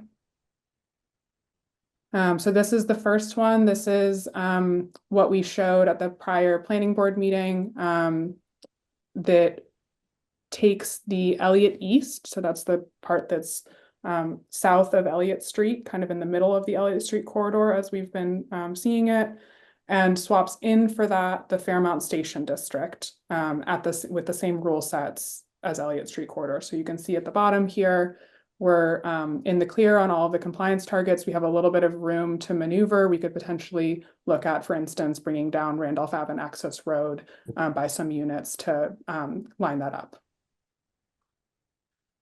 The next one we ran is, again, looking at swapping in Fairmount Station District, but instead of removing the Elliott East area, we're instead removing the Elliott West area. So that's the larger lot, single family Columbines area. So you can see here some changes to the numbers in the Elliott Street corridor that reflect that modification, and then the same numbers for the Fairmount Station District. This one's also compliant across the board, has a little bit less room to maneuver, but still has some room to maneuver, just slightly different sort of profile. Next one takes the Blue Hills East area and swaps it in for the Elliott East, which has been removed. In this one, again, we are compliant. We're pretty close on unit numbers, so not a ton of room to maneuver, but density is up well above 15, which is something that we haven't seen in many of our scenarios. So that also indicates that maybe there's some room to maneuver in a couple areas to kind of bring this into greater alignment with those targets. I realize I neglected to mention up here, I have for each of them, I'm showing the delta in the Elliott Street corridor as a whole, since these are listed out by tiers, so it can be difficult to understand what's the overall impact of those. So when we remove the Elliott East, the delta is 123 units. And when we remove Elliott West, the delta is 154 units reduction in Elliott. So this one is now showing you still swapping in the Blue Hills East geography and now removing Elliott West. This one actually drops below, apologies, sort of color coded that cell differently. This drops just below the compliance target in terms of unit numbers, but is comfortably above in terms of density. So that's a bit asymmetrical. So maybe there's some correctional parameters we could tweak to get to what we need there, but just want to call attention to that. And then here we're now swapping in Blue Hills West instead of Blue Hills East. So that's the sort of triangle that's just sort of swings like a pie slice to the west of the Blue Hills Parkway corridor. And we are removing Elliott East in this scenario. This one brings us well above the compliance target in terms of unit capacity as well as density. So again, a little bit of room to maneuver potentially. And then we have our last option, which again swaps in Blue Hills West, but this time removes Elliott West. And this one, you can see we have a bit of a margin on the unit capacity, and also density is significantly above the 15. So broadly speaking, and I'm going to correct this now so the visual is clear. This is not compliant on this cell. So basically 5 of these 6 options are compliant and have a little bit of room to maneuver in one way or another. The only one that is not is the removal of Elliott West and the swapping in of Blue Hills East under these rules. So I think the goal here should be to both discuss the global decision of whether Blue Hills and Elliott Street geographies should be swapped, and same thing for the Fairmount Station District, sort of speaking in broader terms about what some of the public comment addressed in terms of the distribution of units across town. And then as we get through that, to then speak more specifically about which of these 6 the planning board would like us to refine as we're kind of moving forward, if there's any specific tweaks that you'd like us to address to kind of fine tune these options. So I will pause there, and I'm happy to jump back to any of the ones that you want to look at a little bit further. And similarly, we can toggle back to some of the analysis as relevant.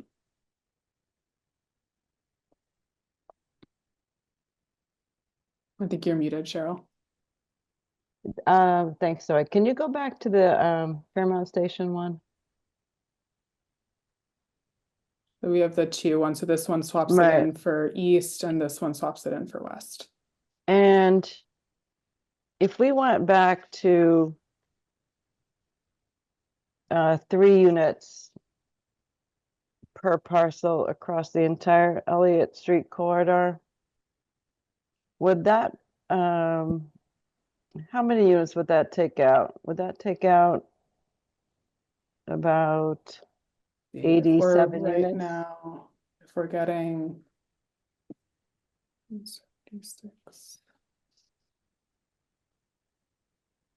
So right now we're getting 248 units in tiers 2 and 3, which are allowing 4 units. So if we multiply that times 3/4, then we get 186. That was a So question I had also. the delta would be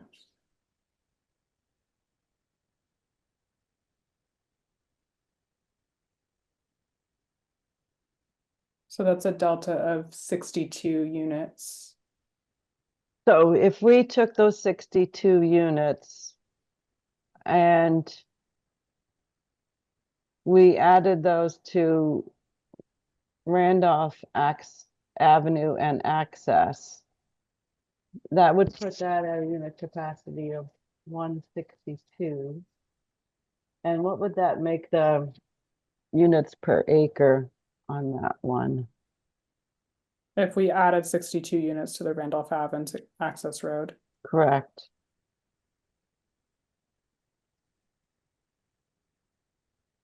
That would be 164 units on Randolph Ave and Access Road.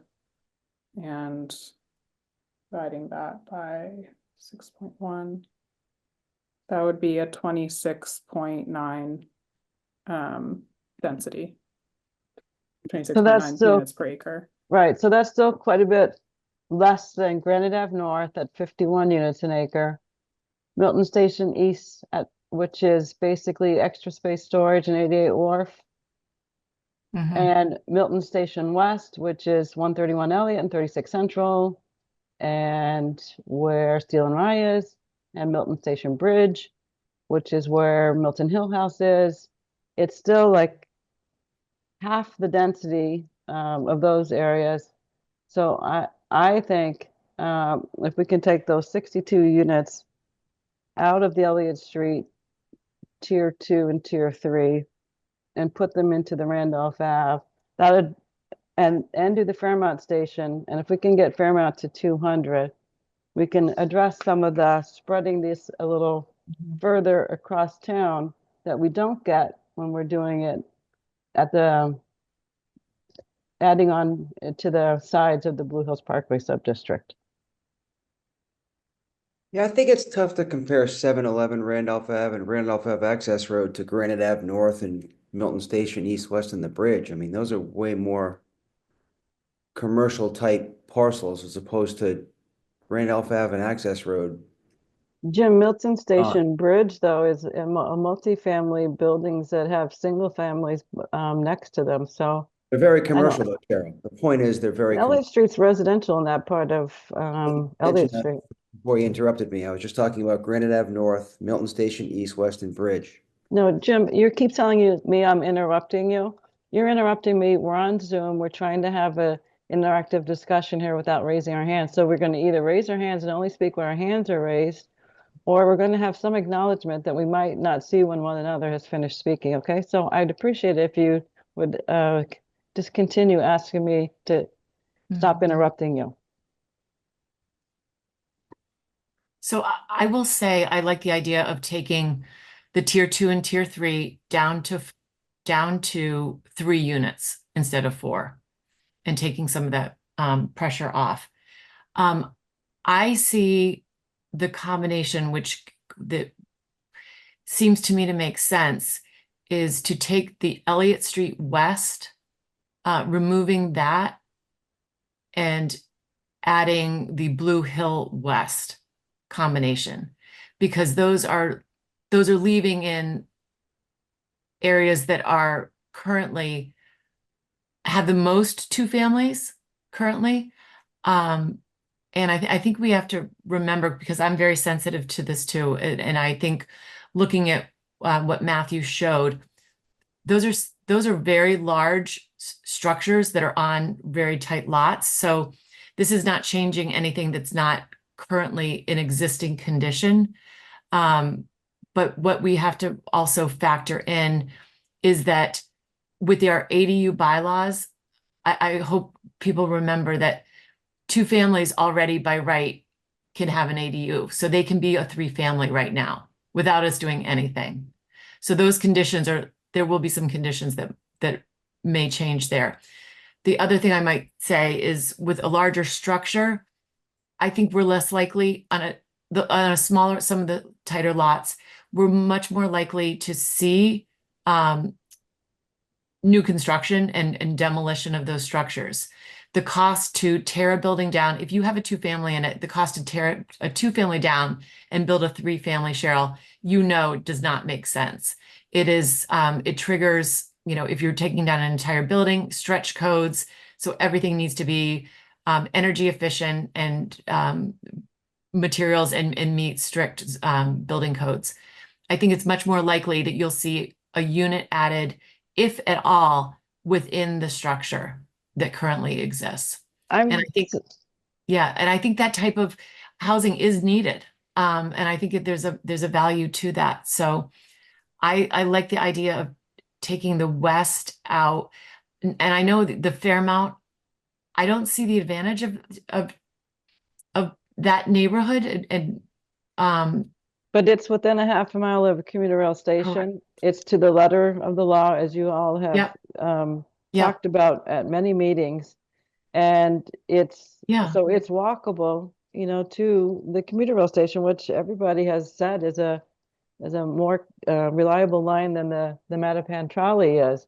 And I still think that, there were a number of people who spoke about concerns of adding more density in the Blue Hill Ave, Blue Hills Parkway, Brush Hill Road triangle that we were looking at, and the impact on open space, on the small, narrow streets, and on parking situations, where we have a little more room, where we have transit that's walkable.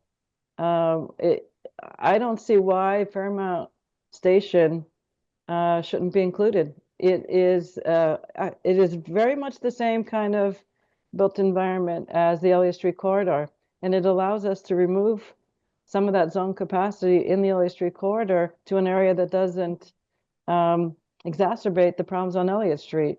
And so I think the Parkway doesn't have the same impact. And I think Randolph Ave is a 4-lane road. We've discussed this numerous times. Everyone in the planning board we talked about the other properties on Randolph Ave. We had a scorecard for districts last summer. We spent many, many meetings discussing.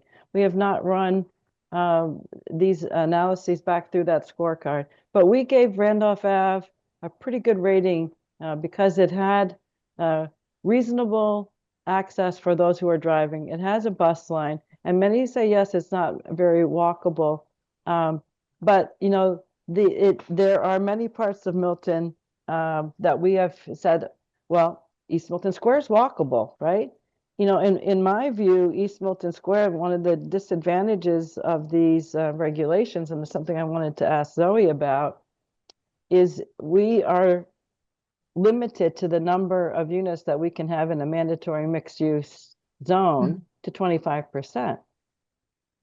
We said East Milton Square and the Milton Village combined our business districts, we can't make all of it mandatory mixed use because it exceeds what the state's allowing us to do.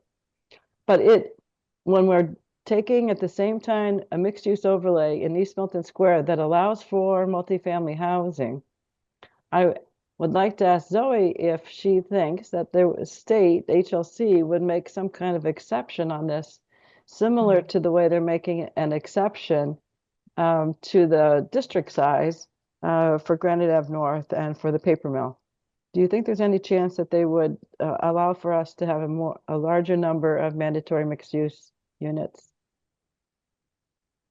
We haven't yet had a community ask for that from the state, so we don't have a good sort of sense of their level of how receptive they are to that idea. I do think that, you know, as we've discussed several times, I think Milton's the relationship of Milton's transit access to your parcel fabric is unique and poses really specific challenges that we have collectively been revolving around for you know, several years now, and is at the core of the Elliott Street corridor conversation. So I mean, I think it's certainly something we can extend as a, you know, a specific request to the state to understand how receptive they are to that, but I don't think I have enough of an indication to give you a sense just from our experience thus far. And can you remind Cheryl, me? can I just say one thing? When we were talking about taking the 62 units off, I don't have a strong opinion on where those go. So I wasn't referring to putting those anywhere specifically. I'm not, you know, I'm open to looking at Randolph Ave, but I'm also thinking, you know, could we also, you know, look at putting it on maybe another area, the paper mill site? Could we bump that up? I don't know. Granite Ave North, I don't know what that would do. But so I wasn't saying exactly where I thought those 62 units. I thought it was a good idea to reduce the Elliott Street corridor tier 2 and tier 3 down to 3 units. But I think when swapping out another part of the Elliott Street, I think the west makes sense because the east has more two families. There's virtually no two families on the larger parcels. And I think the larger parcels are more likely on Elliott Street in the Elliott West to be the potential for demolition and redevelopment there. I disagree that larger parcels are going to lead to more demolition because you can easily do an addition that can accommodate an additional unit on a two-family or an additional 2 units. You know, one of the advantages of the 4 units is that, and we limited it to, I think what we talked about before was it would be required that it would be 2 units in 2 buildings. And so that you could meet the requirement of a multifamily and not have 4 units in 1 building. And it would be a typology that already exists in the Elliott Street corridor because we have 2 families on 5,000 square foot lots on the Elliott Street corridor. Combined, those 2 lots are 10,000 square feet with 4 units, 2 units in each building. But to what residents said in about 24 emails, and many residents tonight, another dozen, they want to see a more equitable distribution of the zone capacity. We have to get back to talking about another parcel, another zone in another location, or we are not considering the 36 comments letters that we received that said be more equitable. And that's why I would like us to go back. We already are zoning from multifamily in East Milton Square. Why, if we can get the mandatory mixed use accepted for that, we are then basically taking the total amount of multifamily that we're allowing zoning for and reducing it some because we're incorporating the East Milton overlay into it. You know, Jim has said, why aren't we doing in Milton Village? We have a mixed use overlay there. Why don't we get credit for those units? But that's in the same location. The same logic applies to East Milton Square, except that it's in a different location and you can walk to amenities. So that's more walkable than people said than Randolph Ave is. I'd like to go back to considering that, but I don't mind going back and taking some of that density out of the Elliott Street corridor, adding a station, adding a district at Fairmount Station, and putting some additional on Randolph Ave or in East Milton Square's overlay area. So I just want to add on because I am open to, and we're limited on time, but one of the things that Cheyenne and Zoe, I would be interested in going back is to look at, to Cheryl's point, looking at some exceptions that we could actually use and count the ice house. If it's a lower than a 5-acre parcel, it's about 2.2 acres, but that's mixed use multifamily housing. Would we be able to, what would be the appropriate way to request from HLC that would be able to, we would be able to count units there. And also, I think because of the being amenity rich, the Falcone property, that it's a smaller size parcel, but yet that is a tremendous amount of housing that will be, partially affordable. Which Falcone property is that, Meredith? So the new on Bassett Street, the new project that is the 40B project. Right. So that would be the overlay in East Milton Square. Well, no, I wouldn't do the entire overlay. It would be that specific parcel that I would, if the board would agree, I think we should request getting credit for those multifamily housing and for the ice house. And that would simply be asking for an exception to the lot size because of our limited land area that we have. So that would help us tremendously. I'm going to jump in real quick and then I'll pass on. Yeah. I know, Maggie, you're waiting to talk. I just want to make clear that the indications we've received from the state about their ability to make an exception to the 5-acre rule have all been related to physically, infrastructurally isolated parcels. So I am very doubtful that they will be interested in making exceptions to that 5-acre minimum for parcels that are embedded in the neighborhood fabric. And the reason is because the origin of that 5-acre minimum is really intended to prevent spot zoning, which is very much what we're talking about. Zoning a single parcel that is, multifamily use and not making it part of a larger zone is very much in the spirit of what they were trying to avoid with that regulation to begin with. So I think we can absolutely ask, and we're happy to extend that to them, but I just want to make sure that you have a sense of how likely it is. I think it's relatively unlikely. Well, that would be very helpful because then we could, really take it off some of the areas that are dense, and I'm very sensitive to that. But if they currently can already be a 3-family, and we have 2 families.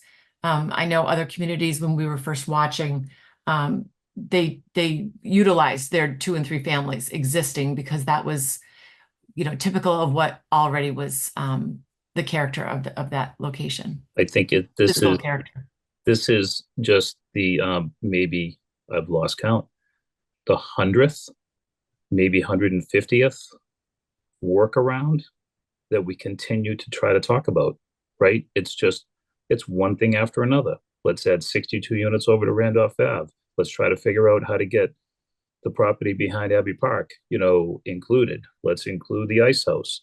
This is why 25% is not reasonably applicable to Milton or any other town that has the restrictive nature of Milton.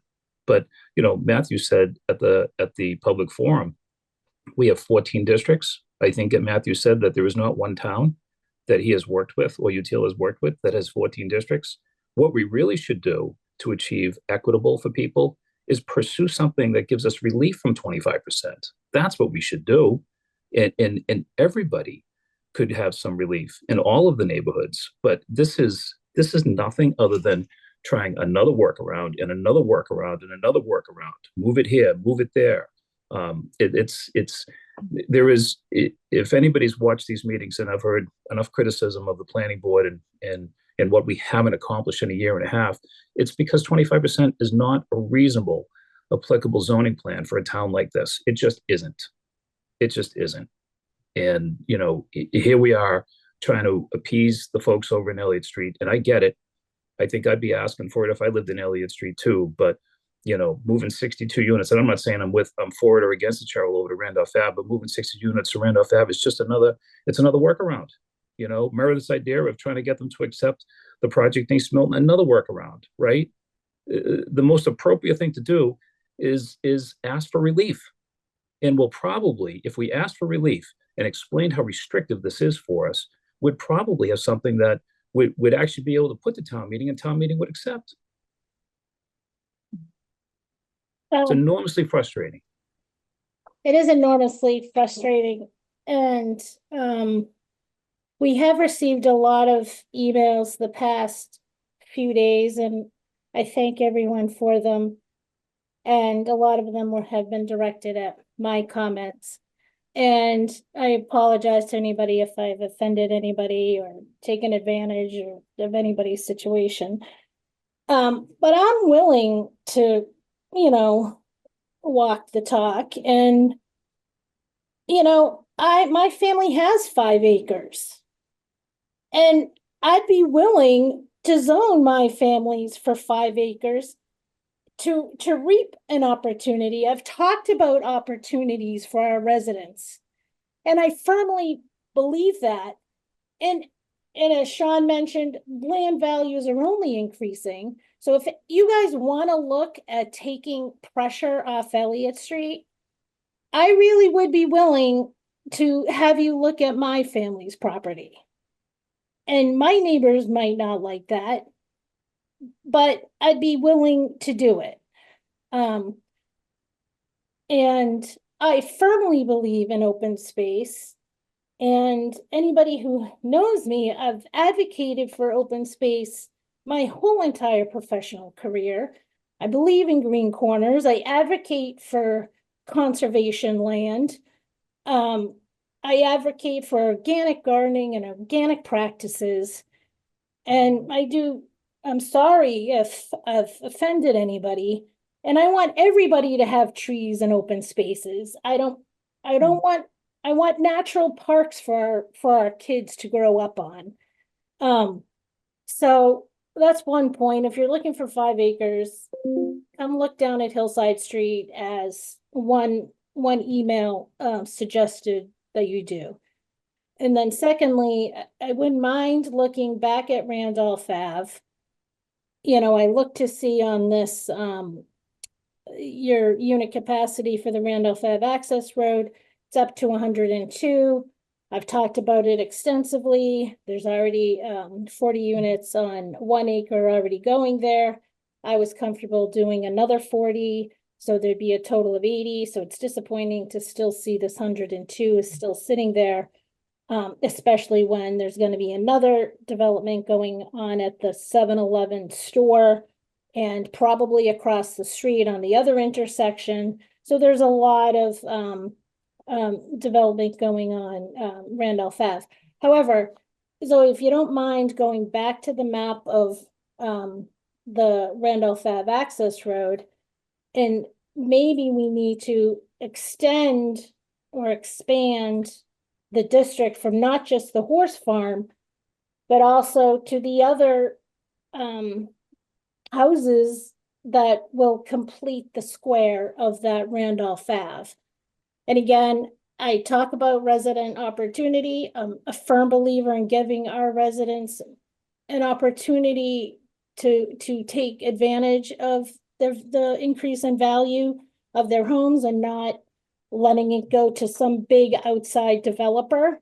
But could we look at, the squaring off from the access road to square it off to, the house, heading north? And what would that do? What would that do? I wonder. You mean this one here, Maggie? Yeah, and continue going like up to so here. so it'd be 1, 2, 3, 4, 5, 6, 7 houses. Got it. So basically carrying these lines forward to come out to Randolph. Yeah. And again, I haven't talked to any of these neighbors except for one. He was willing to include his house in it because he believes that he would increase his value of his property, and he's planning for his future with his children and his retirement. So I haven't talked to anybody else, but I don't know if that would do anything. Well, you might as well include the parcel south of the proposed 40B along the access road. Yeah, okay, yeah, you could do that, yes. I guess if you make it bigger, I wouldn't mind more units here, but I kind of like what I mean, I agree with you where we sort of stopped at 80 and then we got to 100 somehow. And now we're just throwing more units on here to take them from somewhere else. And I guess if we're all, airing our grievances, I would not put anything in East Milton Square. I mean, my feeling is that East Milton Square is getting theirs already with the 100 or whatever, 97 Falcone units, and then 440 Granite. And then, our overlay zoning still hasn't even kicked in over there yet. So who knows what that's going to bring. And you can't walk to the T from East Milton Square. I mean, the spirit of this law is to walk to the T, not use a car. East Milton Square is a destination where you drive to it. I mean, I would go back to the village, I would put, I know you guys don't agree with it, but Milton Village, exactly what Cheryl said. I would bring the Hunneman building, the bank down there, the post office, all the way up to the Verizon building. I would include all those parcels because those are great buildings that could use a little redevelopment, and those would bring a lot of units. And you can walk to the T, and it's already in a business district, and we can make it the mandatory mixed use. I mean, that's where I would look instead of trying to put units here, there, and everywhere, because we've been doing that for the last couple of iterations, and we're maxed out at the paper mill. And I kind of thought we were maxed out here on this Randolph Ave parcel. We're maxed out at 7-Eleven. You can't throw a couple more units on top. So You just, Jim, so I'm getting it right. Can you describe to me the parcels in Milton Village that you thought we should expand to? Before Yeah. you do that, before you go off this map though, can I just add something else here? There's that parcel to the northeast that's landlocked. This one? Yeah, right. And I know I think explained that you didn't include it because of the access. Yeah, I think there's Nick had done some research on this for us, from the town's perspective. I believe there is an access easement in place that provides access to these 3 parcels, but that same easement is not in place currently to extend to this parcel. There's a chance it could be extended, but that's the rationale for leaving it off, because we thought it might be questioned by the state whether it has legitimate public access. And who owns the easement? Is that a paper street? And then the town grants the easement, or is that a private property owner? I don't recall. Because if it's a town, it would be easy enough to grant the permission, right? Yeah, I think I'm not sure, but I think Nick's had advised us based on the status of the current easement. So I think if he felt it was easy to extend on the timeline that we have, he would have indicated that. And just to go back, sorry, about my suggestion on increasing density here, I'm not really suggesting, I would like to keep it like the 3 units per lot. If that's possible. I don't want to extend it out to be like another 15 units per lot. It would just be 3 units per each of these existing house lots. Yeah, I understand. And just as a quick note, and then I think, Jim, let's get back to your idea. When we ran the compliance numbers here, we left that 102 in for the Randolph Ave access road because we weren't sure what numbers we were going to get. Almost all of them came in with some margin. So if we do choose to pursue one of those, I think they all have room to see a reduction or a correction back down closer to that 80 number. We just didn't have time to do it for today. So that wasn't like a intentional slight. Okay, Jim, can you kind of direct me on the parcels you were thinking about? Yeah, where it says the word Milton in red, the T station. If you go south of that, you see a bunch of trees, and then right to the left Yeah. is the building right there. This one. That whole parcel, Mm-hmm. heading south on Adams Street. There's like a little old hat shop and a little Like down here. right there. And then that building just to the south of that also is the Verizon building, which is a huge building. Okay. Got it. But Jim, you're not suggesting that that would be added to Milton Station West at a 6-story height, right? No, I mean, east rather. no, not at a 6-story height. Maybe we Would could find a way to 4.5 maybe feel something. better? That's too tall. I mean, 4.5 is.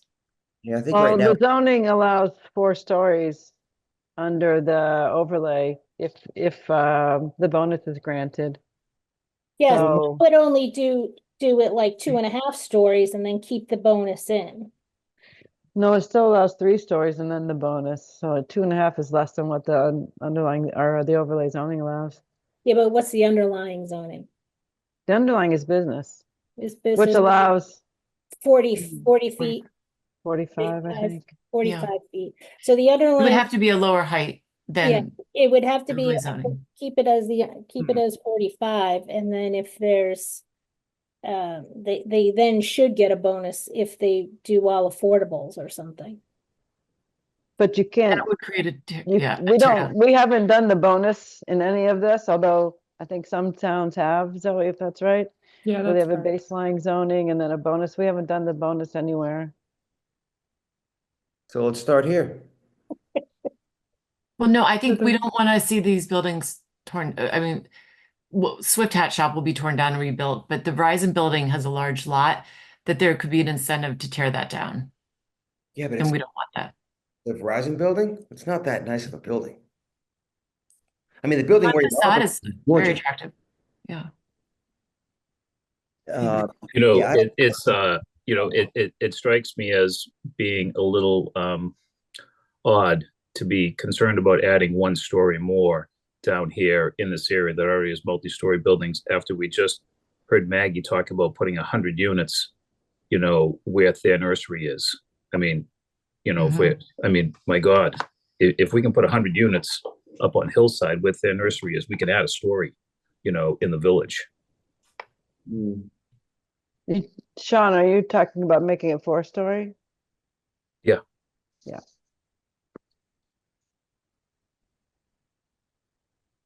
Which is that's the incentive, that's the bonus, Cheryl, right? On the overlay zoning?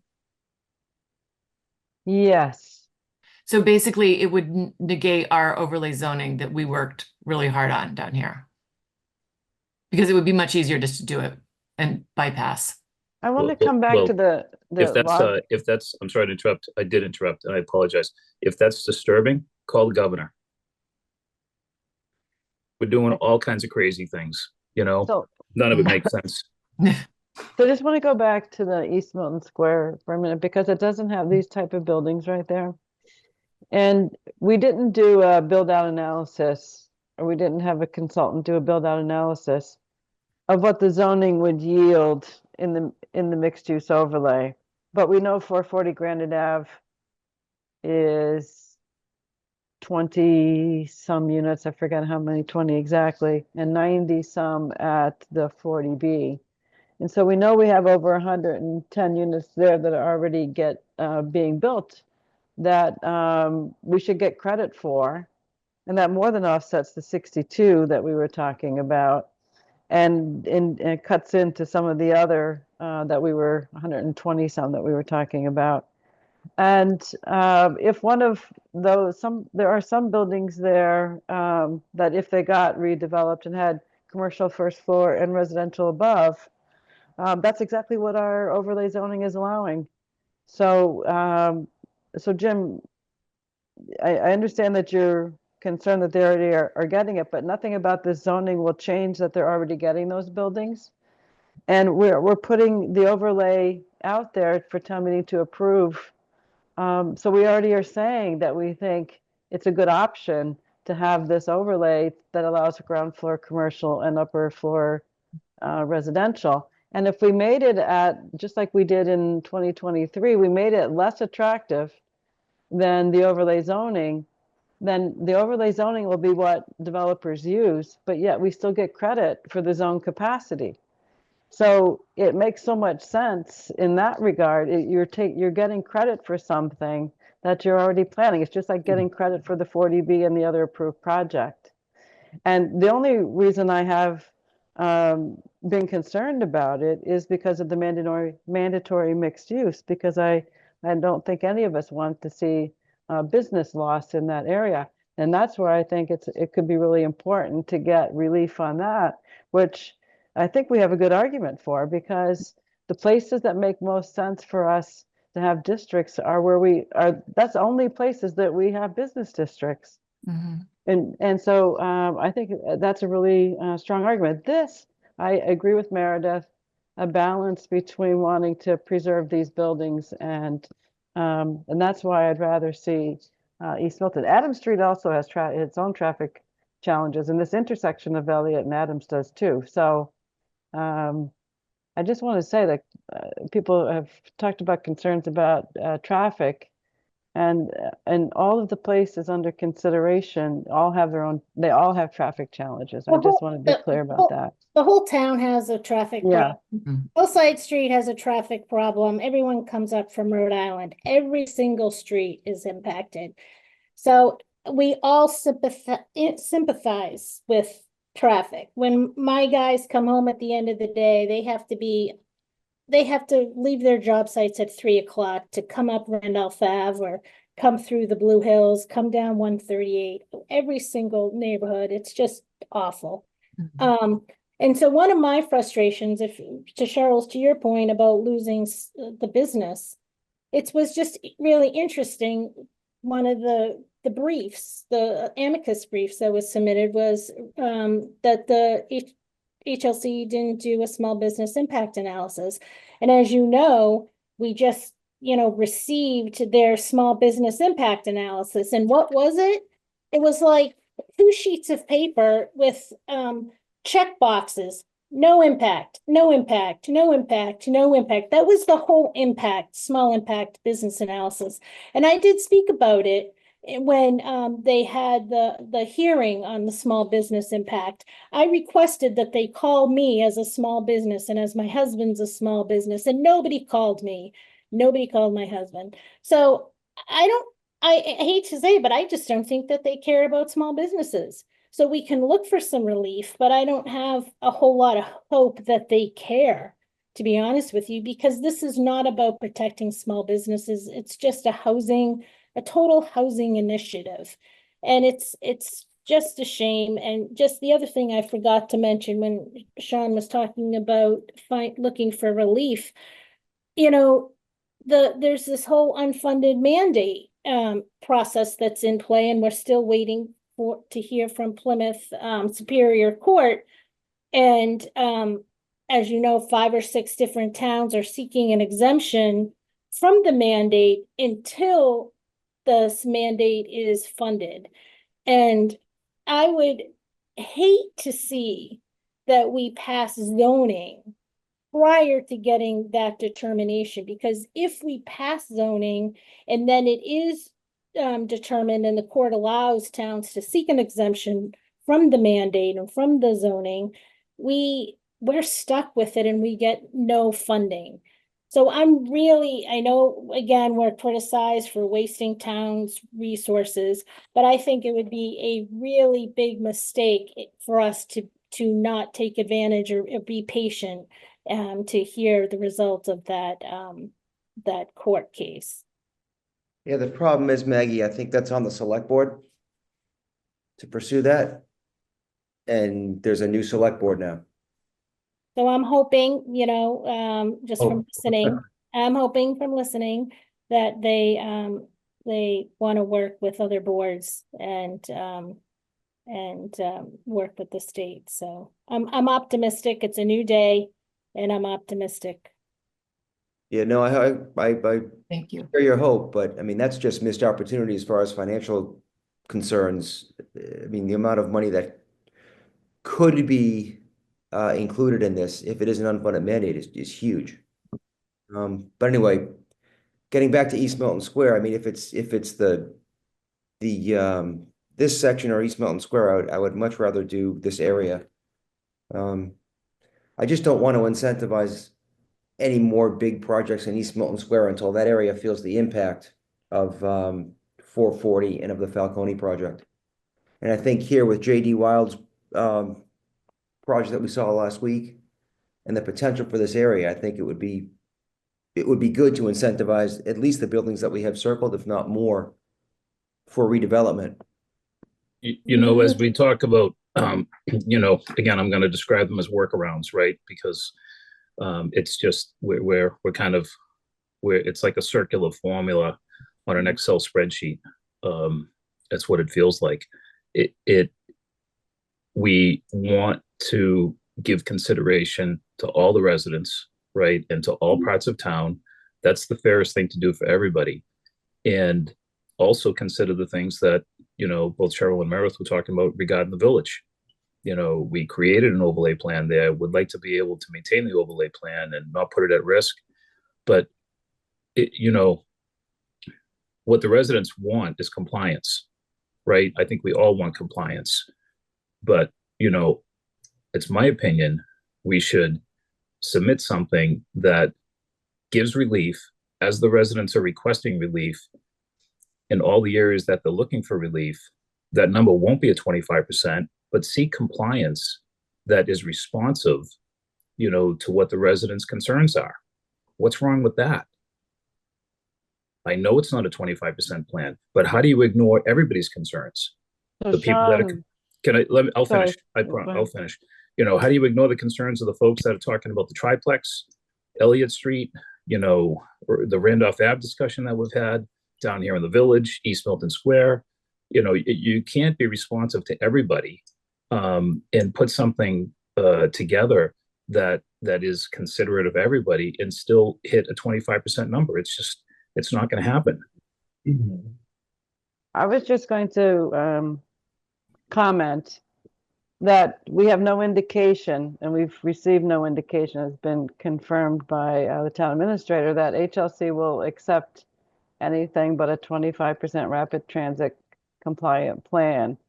I have a concern about passing zoning that is short of that, and we have the zoning on the books, and then we still get sued by the state for a lack of compliance come July or August. And I'm not suggesting that happens. I'm suggesting we put something together very quickly and we submit it and let HLC comment on it. And if we're not willing to do that, I think we're ignoring at least an attempt to find a plan that HLC would consider compliant and also considerate of the residents and all the concerns that we've had. I'm not in favor of passing something at town meeting that will be accepted by HLC.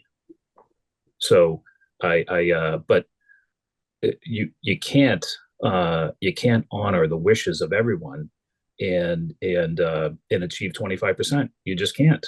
And but then that I think it's like it's just. Sorry, go ahead, Sean. I'll finish in a moment. And you know, where no one yet really wants to consider the negative aspects of this kind of density. You know, I'd love to, you know, have people consider if you added, you know, 1,500 units, 1,500 more cars in Milton to a town that can't handle the cars that we already have. Nobody wants to talk about the likely capital cost that we will face if we have increases that require us to increase our facilities in town. You know, where, you know, all of that is, you know, this idea that the property tax value is going to overcome all of that, I think it's a fallacy. I don't believe it to be true at all. So, you know, how do we create relief and how do we manage the future of Milton? We do it by submitting something that is not as overwhelming as 25%. And then one that's and let me finish and ask HLC for consideration for what our issues are. And then if HLC comes back to us within 2 weeks and says we don't accept this, We need a backup 25% plan. We can have And that. we keep spinning our wheels Cheryl, on we how can to have get that. there. Cheryl, I'm not saying not to have one, but you know, I'm saying that I think the responsible thing to do, given all the restrictive nature that we keep talking about over and over and over again, is to ask for something that would be acceptable, that that allows us some relief. So Sean, if I can finish now too, a compliant plan, we've heard from many residents and we've heard it for the last 2 years, is take advantage of HLC's guidelines, which allow 50% of the zone capacity to be outside of the Elliott Street corridor. We have opportunities. Members of this board have rejected certain locations for their own reasons. We have not taken those options out to the public short of one forum. And I have suggested we needed a public engagement plan for a year. We haven't done it. And I feel like this has been a real flawed process as a result of that, because we are 5 people that continue to talk about these different locations and not getting feedback until the last hour from the public. And I take that criticism that they have all stated tonight and other times to heart. And so how are we going to have a compliant plan? You said we're going to have one. How are we going to have it? It's April 30th. We have July 13th. We have town meeting June 16th, and we're still talking about various alternatives tonight. And we're not even agreeing that we should do an expansion of districts that spreads the zone capacity about. And so we have looked at other districts. We looked at St. Pius. We looked at 333 Brush Hill Road. We looked at 1200 Brush Hill Road.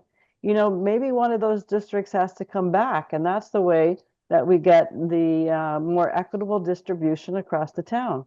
But we need to make that decision rather than talking about whether the HLC is going to agree to something. We've got a 10% option, which Zoe mentioned at the outset of this discussion, that so if that's what you want to submit, we still need to decide on what this is going to look like. And when are we going to do it? I'm not, Cheryl, I'm not saying that we shouldn't continue to try to figure out a 25% plan. What I am saying is we should submit a 10% plan or a 10% plus plan if there's other components we can add to the 10% that might work for Milton.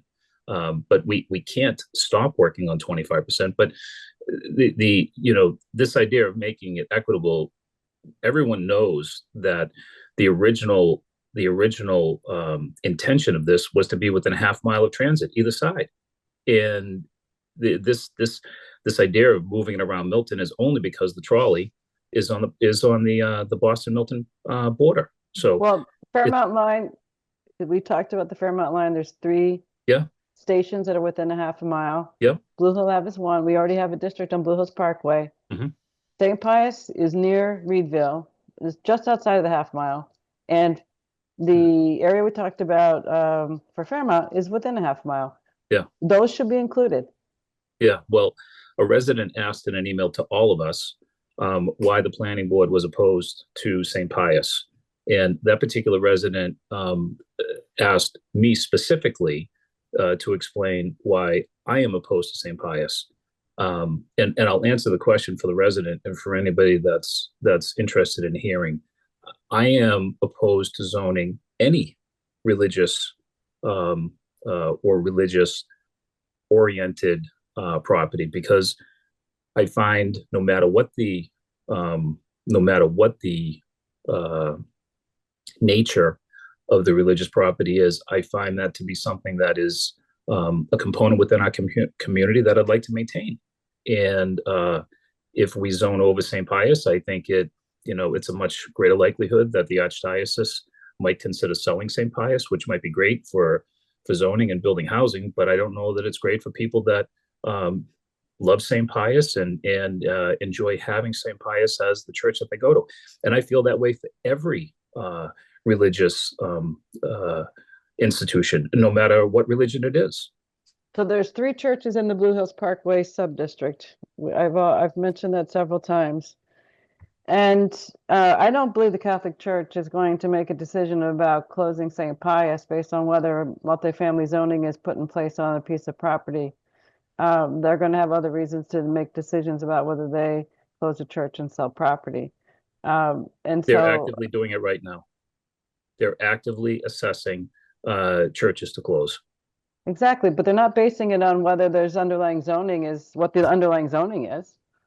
Do you not think they would consider that? Not a decision about closing it, no. It increases the value of the property. So somebody could buy that property and do a 40B, right? Correct. What's going to be the next use that's likely to go on that property if it sells? I don't know, Cheryl. I don't know. It's not going to be a single family house. Not as long as we're in a deficit on our subsidized housing inventory. Okay. So I did want to point out one thing because Zoe touched on the Milton Academy site. Nick Milano did reach out to Milton Academy, and they do intend to maintain that for confirmed for their institutional use. So that would not be permitted as a site to use, just for future. And I did want to some of the emails mentioned that there was nothing, that everything was being removed in our 2023 plan from East Milton Square. I just want to remind people that there are 200 units. The Granite, which is the Granite Ave North site, is still included, 200 units there, and that we are no longer allowed to utilize or zone on the Granite Ave South site. So just wanted to add that for those who didn't know that since the DOT is not actively looking to dispense of that property, that was the reason for that. So I would be open to, at this point, open to finding out if HLC would consider allowing a mixed use commercial in East Milton Square for, if that is the case, to do something with a less desirable incentive than what our overlay zoning would be. But it would have to be much less desirable because we want to encourage that overlay zoning to be utilized. So Meredith, are you supporting the idea of asking for HLC to allow more mandatory mixed use than the 25% that they allow, that we're utilizing? Yes. And I would be open if the rest of the board feels like they want to look at these Adam Street parcels, what that would get for us.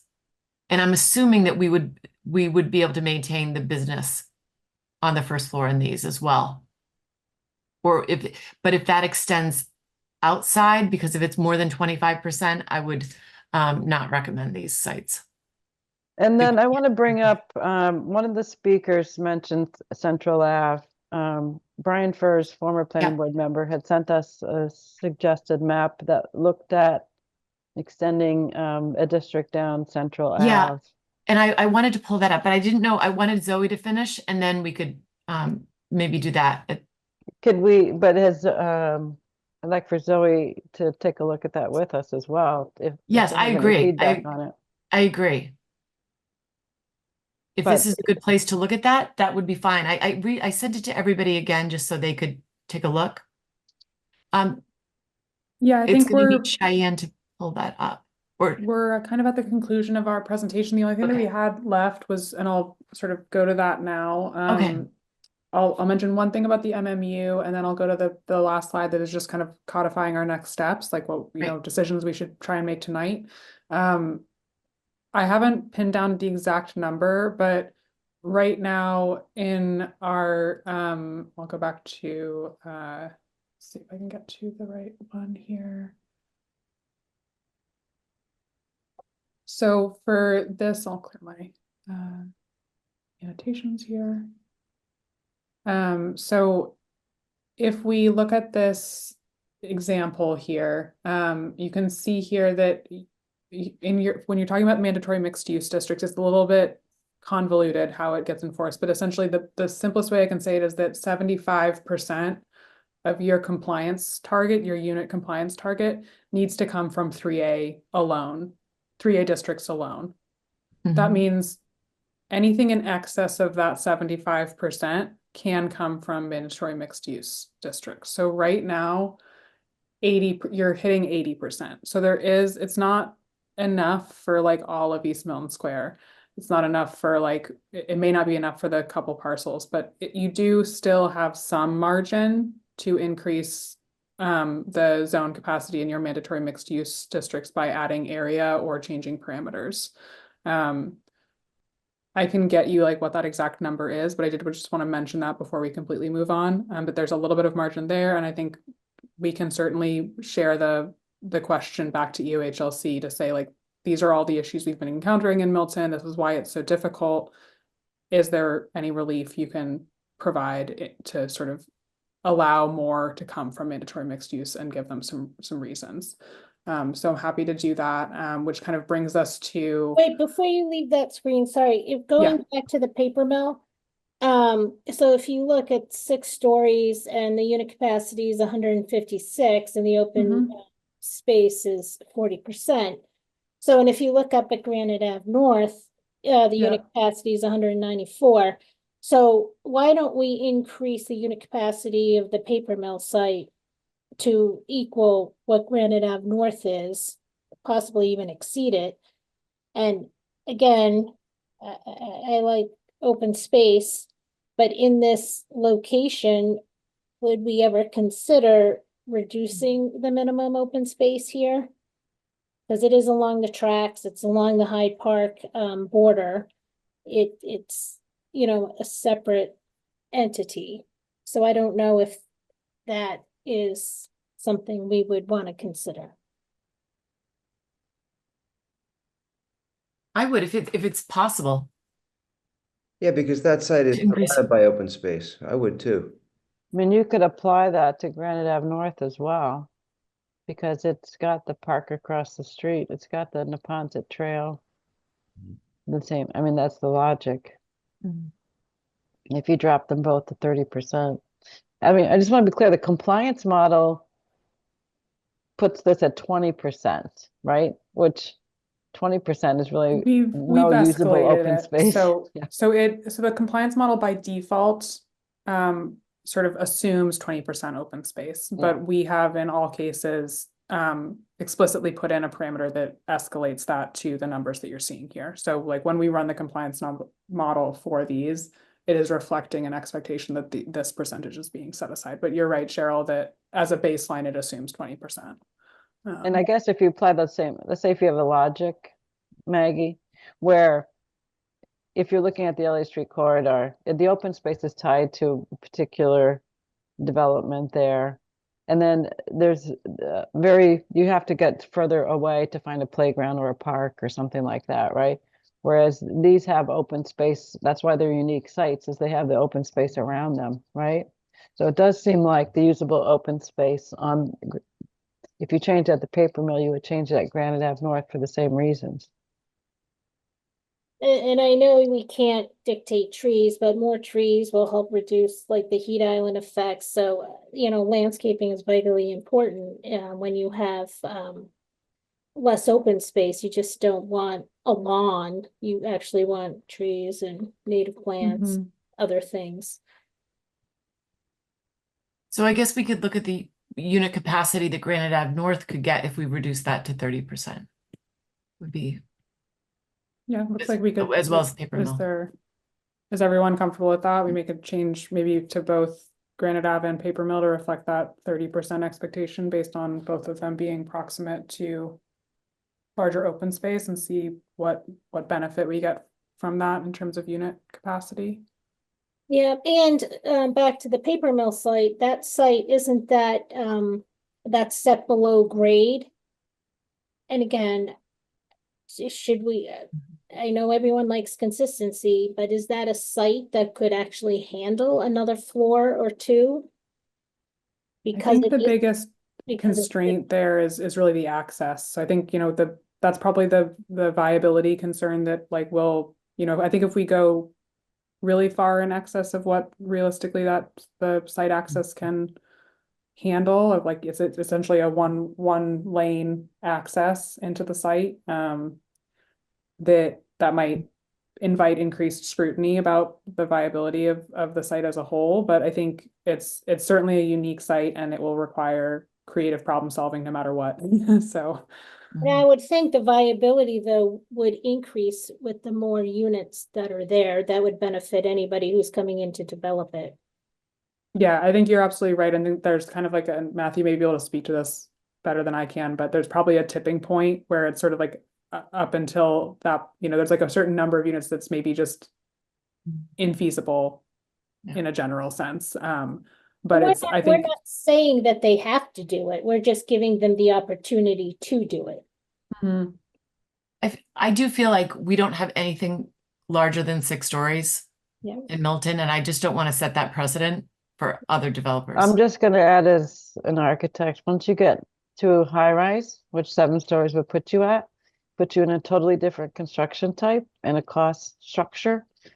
And typically just that 1 story is not going to be enough to warrant that additional cost. So they usually go higher than 7.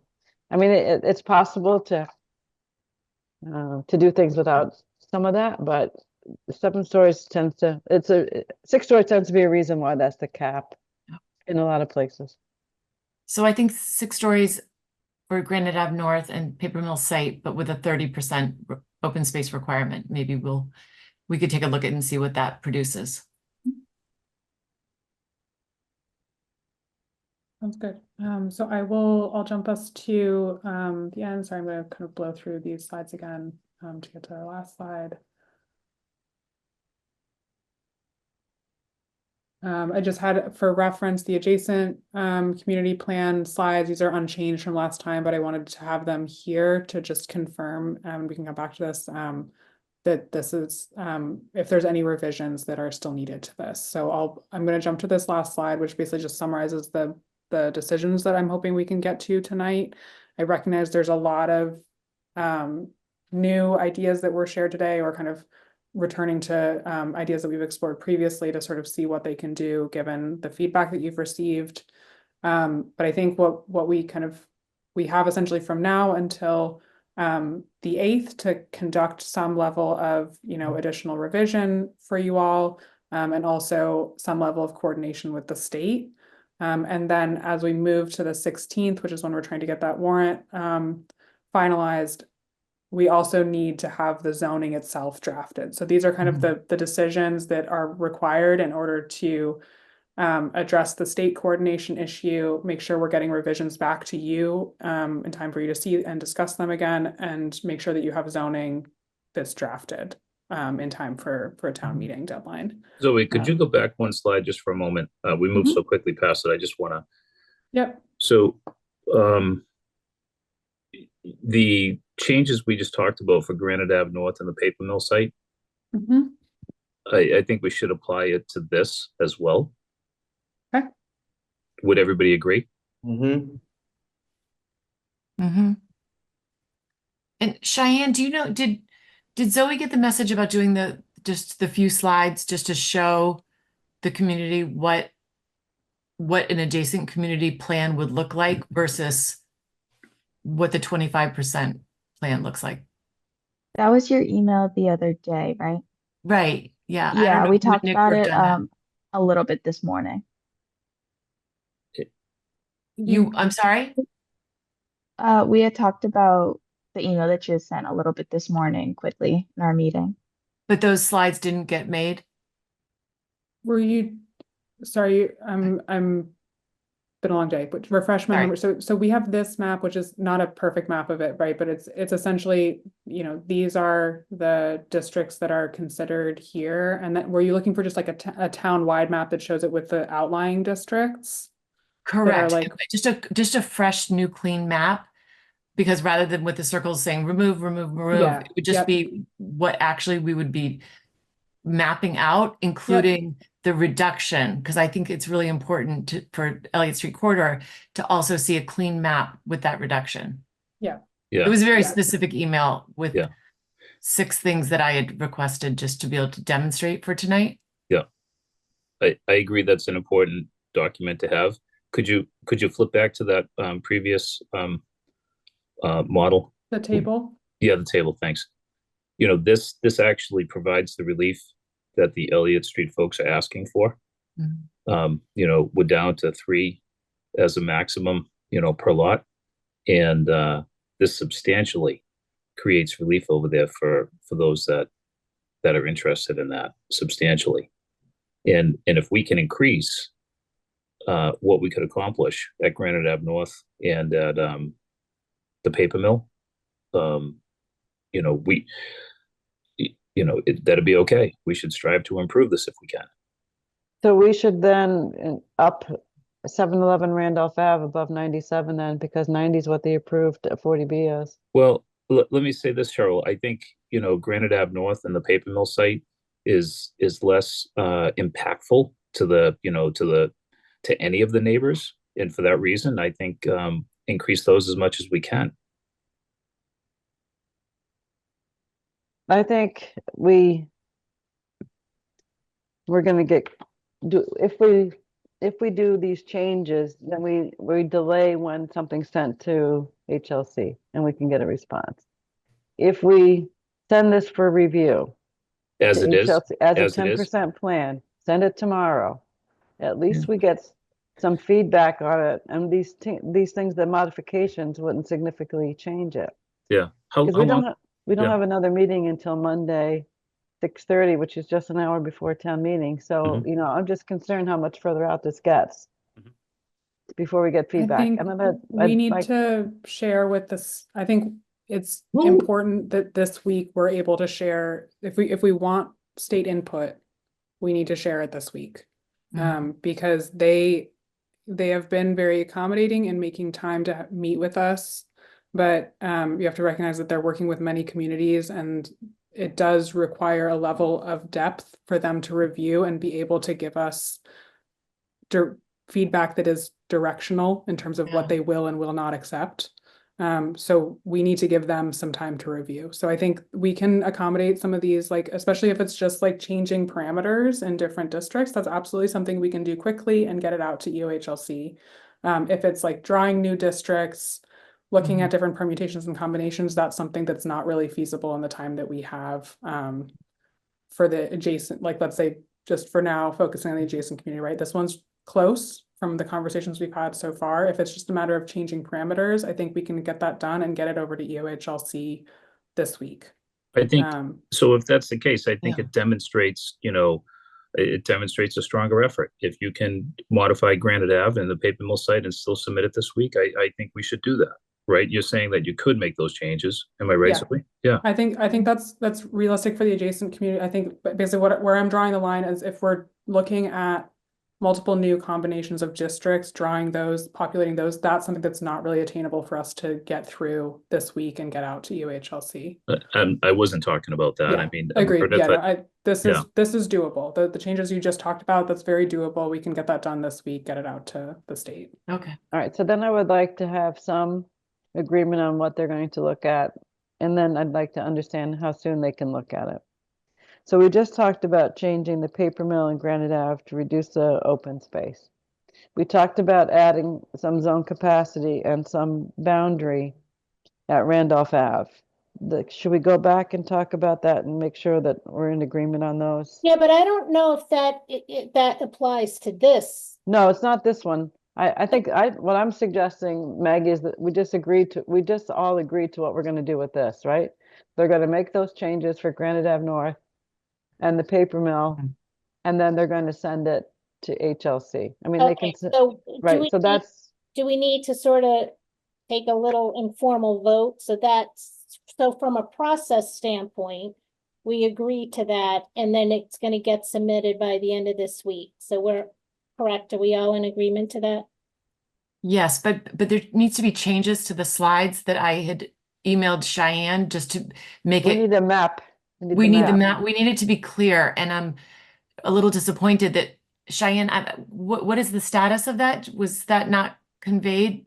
No, we did talk about it this morning, but when Nick and I discussed your email the other day, we were waiting on some other things, like to meet with you, Teal, and sit down and talk about the stuff that you had sent over.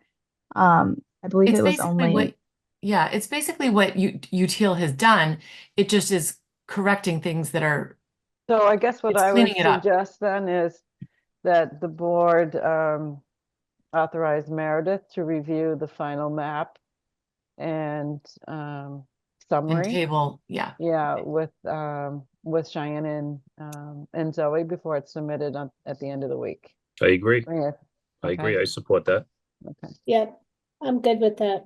Okay. Can I just ask a quick question? So Zoe, how does this get submitted? Do you just email it to sort of a contact you have over there, or? So there's a formal submission and review process that is the state's preferred method of reviewing all of this. That requires having zoning written. We will not have zoning written, so we will be submitting it through a more informal channel by a direct email to their staff and request special consideration for them to review it, even though it is incomplete. And they Okay, have generally been very responsive to those requests thus far, so I'm optimistic that they will review it and give it the same care that they've given the other reviews that they've done more informally for us in the intervening time. So I would like to also ask that if there's agreement that we ask them to consider an increase in the mandatory mixed use units that we're allowed to do mindful of East Milton Square. That it would be good to get that feedback as well. so if I And could just. also, Thought- also, Did can I just? Oh, go ahead, Meredith. sorry, I just was gonna say, and just inquire about the Ice House property on Blue Hills Parkway and the 40B project in East Milton Square, if there would be any consideration. Yeah. But that's not for this plan, is it? Not for this plan, just Yeah, so that would be for the rapid. These are like, I think we just discussed the 2 parameter changes to Granite Ave and Paper Mill to the 30% open space and any associated unit increases with that, as well as updating to show a single unified map.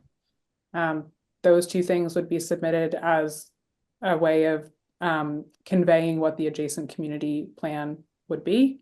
And then separately, we'd have a couple of questions or sort of requests of UHLC related to the rapid transit 25% plan to hopefully help resolve remaining questions that are preventing us from getting to resolution on that.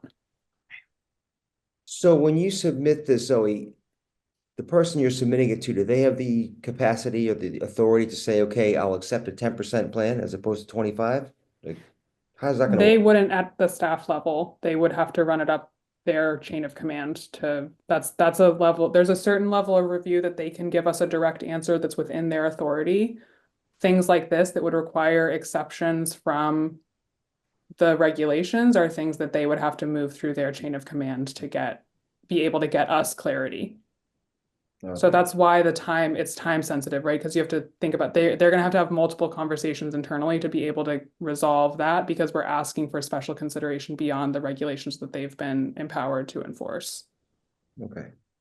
All right, I think to answer your question, we will get an answer. And it won't be one tier within EOHLC. It'll be several tiers that'll be looking at it. Yeah, I suspect these requests may have to go all the way up to the top of their chain of command. It may. The meeting that has been talked about, which I was present for, they wanted us to submit something that we could achieve. And this is likely achievable and recognizes the considerations that all of the neighbors are asking for. So we should submit it. Agreed.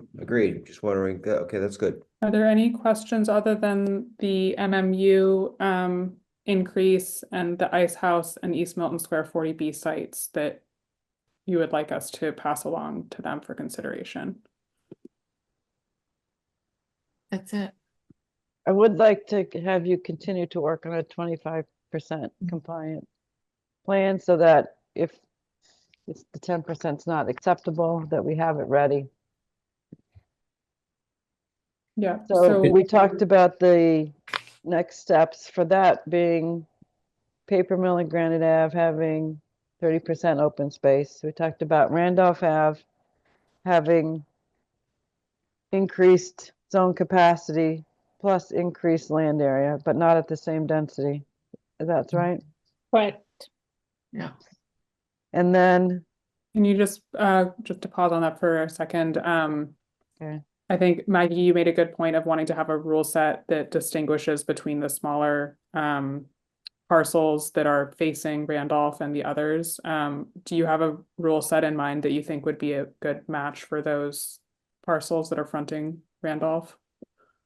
No, unfortunately, I didn't have time to do a complete rule set. My Do basic we thing was think just three three units. units? Yeah, Three okay, units. that's plenty, that's enough. We can figure out what the parcel size threshold is to distinguish between the larger lot ones and the ones that fall below that threshold in front Randolph, so that those are having a 3 unit.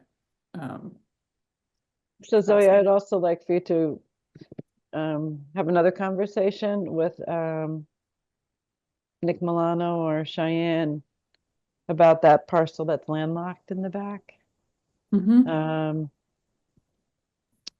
So that if that's possible to add that, Mm-hmm. even if it means that the only way it can be used if there's, you know, some common ownership in the future. Mm-hmm. Sorry, go and I know you don't want to look at new parcels, but with the St. Pius Church being up for discussion and we possibly not wanting to zone any religious institution at this point, in front of St. Pius is a development called Woodmere, and it's all one level. Would we ever consider zoning that to allow for another level? Yeah, I drove through there and I thought that had some potential. What's the acreage? Oh man, I had it written down somewhere. I don't know. You know that St. Pius has a vacant parcel that is not being used at all, which is next to Woodmere. So I don't know what the acreage of that separate parcel is, if you didn't want to include the church with its parking area. And Woodmere is where they're used to be owned by the church, you know, and that was sold. So it's not unreasonable to think that they would sell the vacant parcel in between. So Cheryl, that it's to the, as you look at the church, it's to the right of the paved surface. Yes. So Zoe, I don't know if you have the map from before. When we let looked me see if I at can pull it this. in. And I do believe that Woodmere is 12 acres from what I recall, but I would be concerned that even if it's another story, it would drag our density down because of the number of units there. Well, if we zone What's the address? Well, I unless can we look up the zone. unless we upped the zoning, yes, not. we zone it. That would be an option.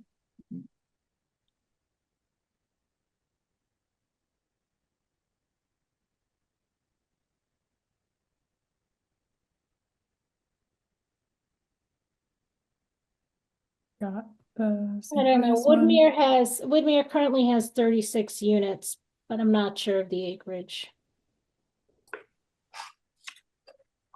We can look at that. This is the St. Pius site. And apologies, this doesn't have the parcel boundaries on it or surrounding it, so it's a little hard to use for the purpose I think you're probably imagining it for. Yeah, unfortunately, it seems to be on one parcel and not two. And if it's all one parcel, don't they hit us hard with a spot zoning restriction? Doesn't it bring up a red flag? Yeah, I think that's just like generally I think the way that they tried to prevent that in the way the regulations are drafted is through the 5 acre minimum. And then beyond that, there's like, just generally there's, anytime you zone a single parcel, it invites a legal challenge. And so you look for ways that you can reinforce a planning rationale that goes beyond like ownership or land use to articulate a reason why that parcel is zoned on its own rather than being part of a larger district. So I'm looking at the town's GIS mapping and it shows the parcel adjacent to the church property being owned by Work Housing Corporation. Does anybody know if that's what that's used for? It would be right here. It looks like there's a parking lot there, so I'm not sure that that's a residential use. I guess it is it's zoned residential, but I don't know if the use is residential.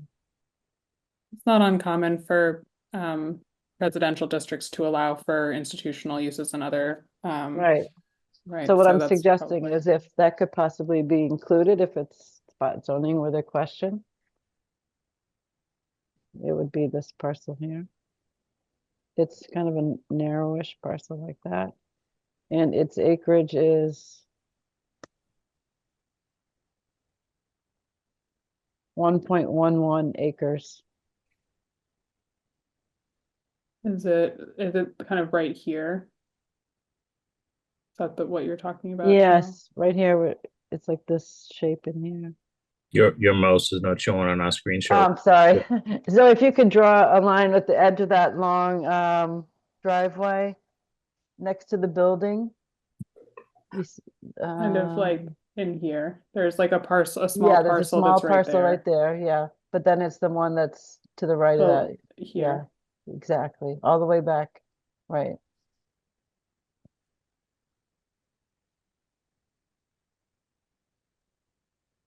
So you're saying assemble that with the vacant lot, but not the church or the parking lot to create a parcel? Yes, except that the church is not a two parcel.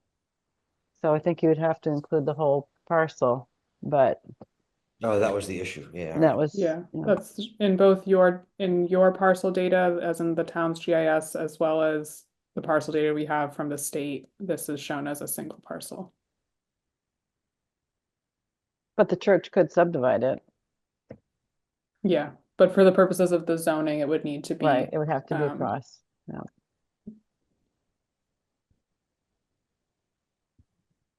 And that's So I think 6.2 acres, right? the combination of those, 8.5. St. Pius and Woodmere. Mhm.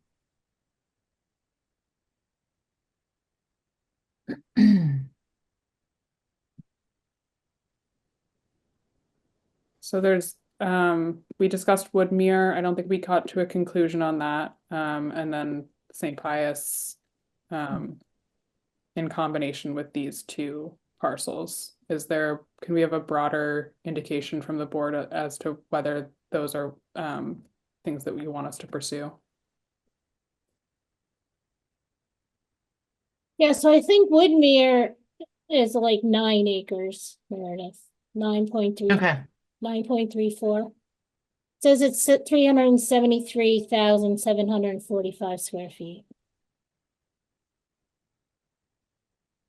So, Zoe, can you, on the screen, can you just show us where the Woodmere parcel is? Can you draw us a line?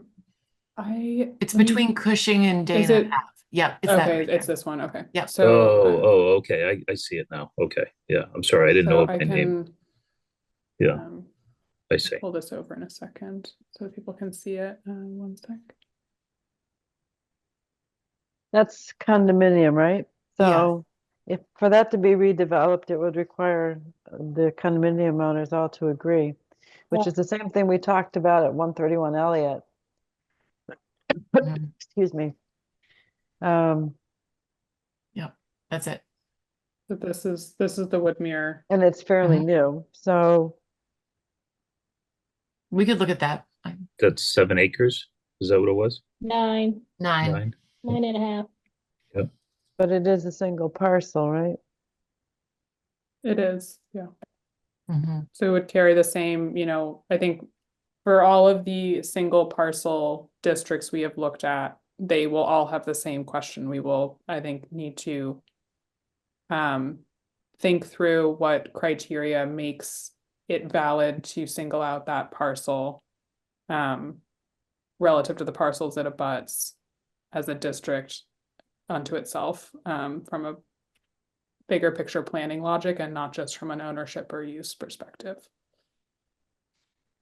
Well, across the street is Old Curry College, so I guess the only opportunity would be this houses to the north and south, right? So you're saying justify not including those houses to the EOHLC? Right.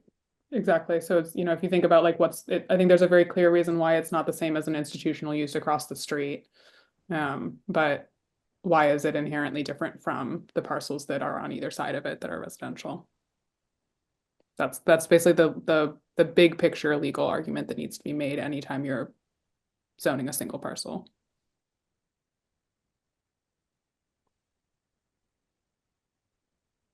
Have you made that argument before, I hope?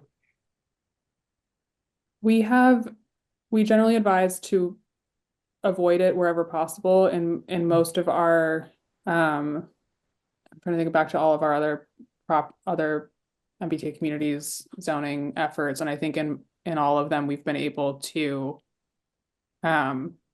avoid single parcel zoning. As we've talked about, Milton has a lot of characteristics that have driven us to consider more single parcels. It's part of the fabric of your, the way parcels are divided up in your community. So it's not surprising that we've encountered this issue multiple times, but it is not one that we have carried through in many other cases, other than like the Granite Ave and Paper Mill are cases where there's an obvious argument for why these are standalone parcels. Right? There's a clear infrastructural logic for why it's inappropriate to combine those with other parcels and treat them as the same. So Zoe, that's easier. Sorry. Good. Just thinking about the churches on Blue Hills Parkway. What's the zone density allowed for those churches? They're all at 30 units per acre per the rule set for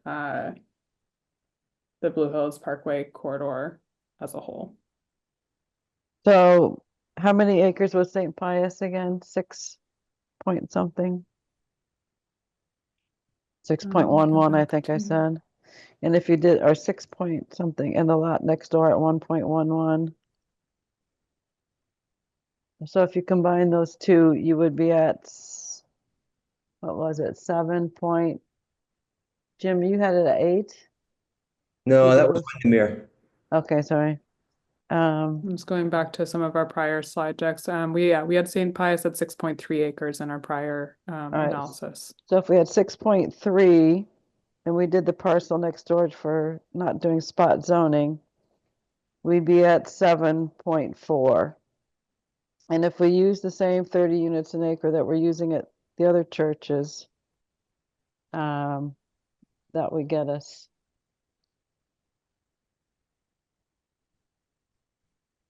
222 of zone capacity. I bet you if the Catholic Church sees that, they'll sell it. That's a lot of units. So what if this were dropped to 15 units an acre? So you'd be at 111, right? And how many units is Woodmere? 30 something, 38. 38. No, yeah, Woodmere is 36. 36. On how many acres? 9. That's 9 acres, huh? That seems small for 9. I think that's according to their permit. Yeah. The special permit. Yeah, so that would be a very low. I think that would carry the same issue we ran into with the Brushwood site, where that's at like a 3.8, 3.9 units per acre. If we were to zone it for what it is today, right? If we were to zone it for 36 units, even if you were to double that, you would be at, still under 10 units per acre. So Zoe, do you think we would have to do, if we did St. Pius, we would have to do it at 15 units an acre to make it contribute and not cause other troubles?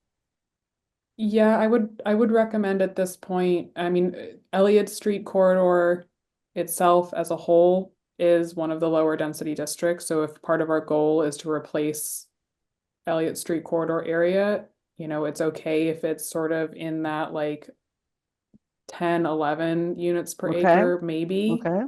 But it's like, that's like on the edge, and it'll be very sensitive to like the acreage of each thing, because it's a weighted average essentially across all the districts. So Okay. that's not a guarantee, but I think 15 is safer. You might be able to bring it like into the low teens, but I wouldn't bring in new districts that are below 10. Right. So if you did Yeah. 11 units, that would be 81. So you're looking at a range of 81 to 111. 111 at 15 units and 81 at 11 units. So, you know, maybe I'd suggest that we put back in the St. Pius with the adjacent parcel at the 11 units an acre, which would be 81 units. That seems a lot there. Yeah, I feel like that's just because everything else is just single family. Can we go back to that map? Yeah. It's just impacting another area. But that's the idea, Jim. The idea that we've heard Idea, from so many people is to have some districts spread out in different places. And No, I know some people don't like the idea, but the residents who are most impacted prefer that approach. They want to see some of this spread into different areas. This is also not too far outside of the half mile.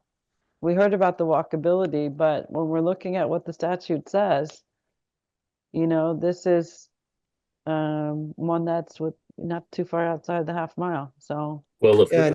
if we could achieve acceptance of the adjacent community, we wouldn't have to do unusual things like this. right, no, I understood, Sean. But this is trying to get at, if they don't accept it, we have to have an alternative plan, right? Well, a number of alternatives to create Yeah. another plan. So, if you we're know, talking, if we're talking about going into this area and starting something new, and I know you're gonna kill me, but I still keep looking at the existing 40Bs, and just like you talked about East Milton Square, and I know this board doesn't want to look at 648 Canton Ave. I'd much rather see something there where the impact is already being felt than to go here or to go to Fairmount. you know, Jim, I'm going to have to, you know, excuse myself again if we're going to talk about Canton Ave. But what I will want to come back to just on this is there were those of you on the board here who were saying we should do a statute compliant plan. The statute compliant plan was looking at these commuter rail stations, and it would have had a district in this area, and a district at Fairmount, and a district at Blue Hill Ave. And we pulled away from that because, you know, we didn't like the idea of 15 units an acre across, just as a calculation, a math solution. And so, you know, we're all back to now looking at, you know, what exists in the vicinity of these places. If Woodmere's okay here, except for it's the challenge of the density, you know, what's the problem with this location of the St. Pius? And we even had a resident who lives near here say, you know, why did you remove it? So, Well, can I answer? Just as a reminder, because you know, I'm a huge proponent of a statute plan to accurately reflect the statute. It says a district of reasonable size. So it does not actually put a square footage size on it. So we have a statute compliant plan by just at the Mattapan station. So we don't really need to expand a statute compliant plan to impact more neighborhoods unnecessarily. And the I difference, have a large concern. Sorry, go ahead, Jim. the difference between this and Woodmere is Woodmere's already built. There's already an impact there. And to Sean's point, this is a church, and if we start making it a very, very valuable piece of property, when the Catholic Church reevaluates, they probably will sell it. When the Catholic Church sells it, it's going to they're going to look for the the highest value that they can get. And I'm going to Yes. tell you that the highest value is not going to be single family residential. I think it'll be a 40B. I think we're better off zoning for it so that we are at a level that somebody would see it as an alternative to a 40B. Everybody talks about the 40Bs, you know, and we have them in part because we don't have our 10% affordability because we've not zoned to allow multifamily and included inclusionary zoning. And therefore, the only way we're getting affordable units is through the 40B process, except for the handful that come through some other projects, which is, you know, a drop in the bucket. We all said before that, you know, we'd like to see more than 10% affordable units come out of this MBTA community zoning. In fact, you want to jump it up to 15. And we also said at a recent meeting that we're not going to get many units if we have a lot of these where it's just 3 units allowed or 4 units allowed or small projects allowed. In a zone where we can zone for 80, we're going to get at 15%, we're going to start to get some affordable units in a way that's more controlled by us than if it's a 40B and we're getting 25% of them affordable. We're going to have a lot more of them in order to get that 40B. Yeah, we probably, I mean, it'll contribute to discussion for all of our planning board meetings, but we probably should go back and reassess where we're at with the 40B units, with our, where we're at in terms of reaching the threshold, because there was, I think it's 740 units that through those 40B projects, some of which are, you know, under construction, and some that are still either in the permitting stage or being going through a legal process. But I think it would be really good for us to go back, and it's a long time since we looked at where we're at and maybe Meredith, that's something you could that's on the list. I just was going to say the housing production plan. Cheyenne has spoken about that it's expired. She's looking at a consultant. And Cheyenne, just to mention, the person who did the two previous housing production plans should probably be considered in doing the new one because she's worked on this before. And I don't know if you and Nick have that name, but I can provide that to you. I remember getting a note after the forum from Kathleen. She told me about the woman who did it prior, so we're gonna Good. And Kate touch base Joplin together shared and it. reach. Good. Okay. I So I don't know if she's still in business, but that would be probably who we should look at. On the 40B, I just want to add, given that the housing production plan has expired, we no longer have temporary safe harbor opportunity. So there is a greater likelihood that we're going to see more 40B applications because we're shy of our 10% and we don't have safe harbor. Until we get a new housing production plan that's approved by HLC. And that housing production plan will have to have sites identified where we think affordable housing can go. Cheryl, how far are we? And that's why How far are we away from safe harbor now? How many units? Cheyenne, do you have that number? No, but I can get it tomorrow. That'd be And great. email it to Thanks, you. Cheyenne. Thank you. I think if what I'm happens- correct, what Cheryl's also referring to is there's more than one way to have safe harbor. The one that people talk about most is the percentage of subsidized housing inventory, but there are also other temporary forms of safe harbor that are associated with the pace of housing production plans or the pace of housing production and progress towards that target. Yeah, because wasn't it a percentage of our overall land mass? And didn't we look at it at one point and we didn't meet it, but perhaps now we do meet it because we have more. No, it's been looked at. I think what Zoe's referring to is you have safe harbor once you hit 10%, but you can also have temporary safe harbor if you have an approved housing production plan and you're making progress on the development of those units. And so if a 40B is approved, I think we said it was previously that if you did 48 units a year, then you would have temporary safe harbor. And that's from memory, so I'm not sure that's the right number, but let's just say that's a number like that. But the way I understand that is you would actually have to identify the parcels, and then those specific parcels would have to be developed. You know, whether it's They don't have to be developed though, because they haven't Identify the parcels, you have to nothing. identify the potential of them, Jim. But for example, we had a housing production plan that was approved. It was in place for 5 years and housing wasn't developed on it. They have to have some opportunity. It's not like HLC will accept it if there's no opportunity for development at all, but. So Can I interrupt and make a suggestion to the board? Can we, it's 10:20. Yeah. Can we turn ourselves back to the matters that will allow us to get to the completion of the meeting with Zoe and Matthew? yes. Not that topic isn't a good topic, but just in the interest of the time of night. So, well, how does the board feel on the St. Pius site? Do we want this to be evaluated? You know, obviously it would have a lower priority than the others, but, or do we not want that to be considered?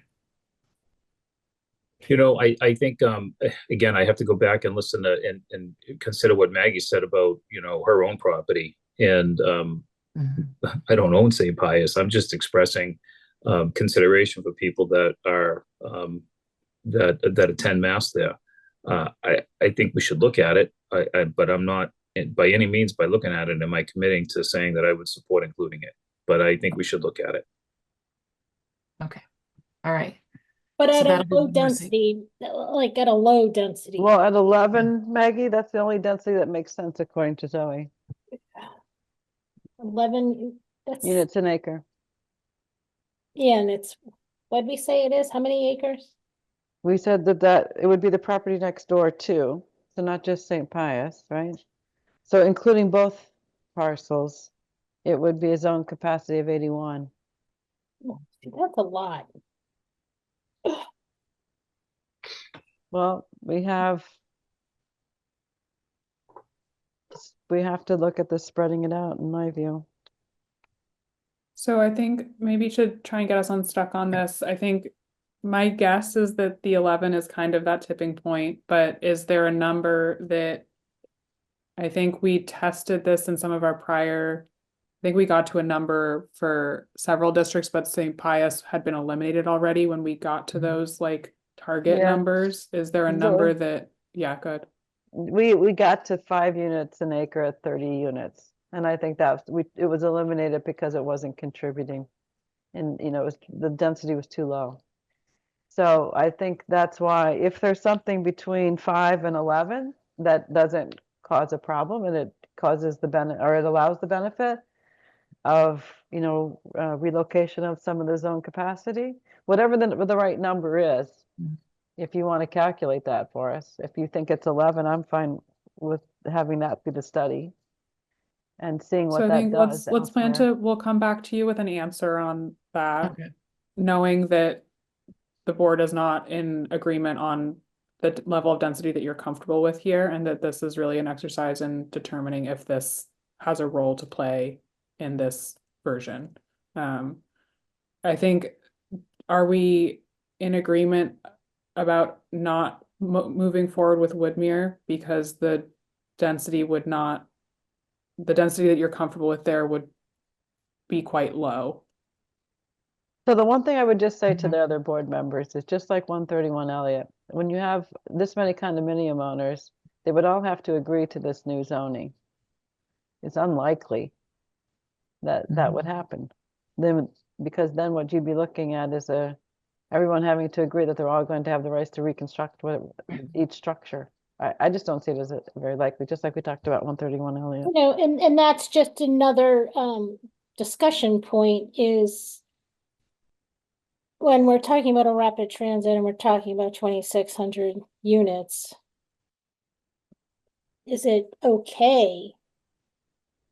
And is it beneficial to the town not to have every single unit built? But we get credit for it. Well, that's what we've been saying is the way forward on the 25%, Yeah. right? Is trying to do that as much. I think we should look at it. Yeah, I by do. that rationale, we should do Windermere instead of St. Pius. Correct. I'm That's Woodmere. why I think we should do Woodmere for that purpose. Absolutely. Okay, so we'll All look right. at those two at That's great. similar density levels, both trying to stay, I think, to see if it's possible to go below like 10 units per acre on those and not Yeah. trip the overall density wire. understanding that if we cannot do that, they may not be districts that the board wants to include. The other thing I wanted to return to was what Jim had raised earlier, and also the East Milton Square conversation, just in light of the fact that I've done some quick math. I'm not sure this is right. I need to do it with a fresh mind in the morning, but I think that you have about 120 units that you could locate as part of a mandatory mixed use district and still stay within the limits of what the state requires. So in other words, like if the state does not provide you with special consideration and relief from that requirement, you still have a little bit of room. So I think that number is maybe a better fit for the couple of parcels that Jim had described than trying to make it fit in the East Milton Square geography, which is a larger geography. You could do like a donut hole kind of situation with the East Milton Square, where you reserve the highest priority commercial parcels and take them out of an overlay and just zone a smaller sort of ring around them. But when we last left off with East Milton Square, we had that plugged in at let me pull that up. If I can find the latest one here. I think we had it at like around 200. Yeah, it was 286 units was when we left off at East Milton Square. So you can, and that was starting to get relatively low density. So all that is to say, if you had 124 units to put into a mandatory mixed use district, is there a place that stands out to you that you think is worth exploring for us to come back to you with on the 8th? And is it the Milton Village parcels that Jim had identified, or are there other ways that you think it would be worth expanding that within the town? I mean, if you're asking me, I'm all for the village. If you can keep the heights Yeah, it could be for the low, so you don't have demolition down there. Right, as long as we don't incentivize the demolition of the buildings, which is what we were trying to do with the overlay. Yeah, so would that be I'm like fine with that. 3.5 story? Is that enough, do you think? Or is that still? Yeah, I think. I think that would work.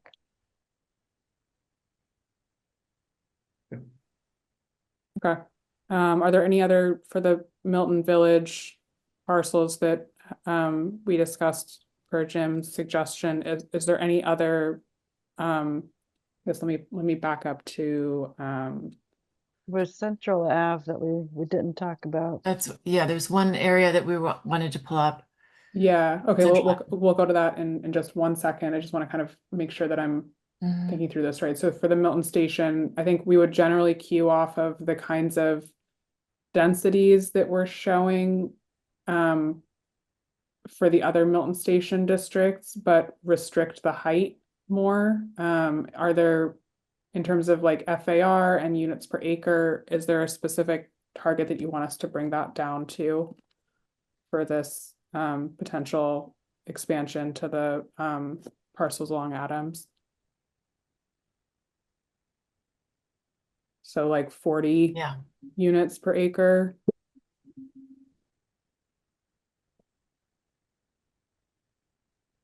Or you just want us to look at it and I make a think you should suggestion? look at it, and then I can look at the zoning that we had before, also the existing building sizes.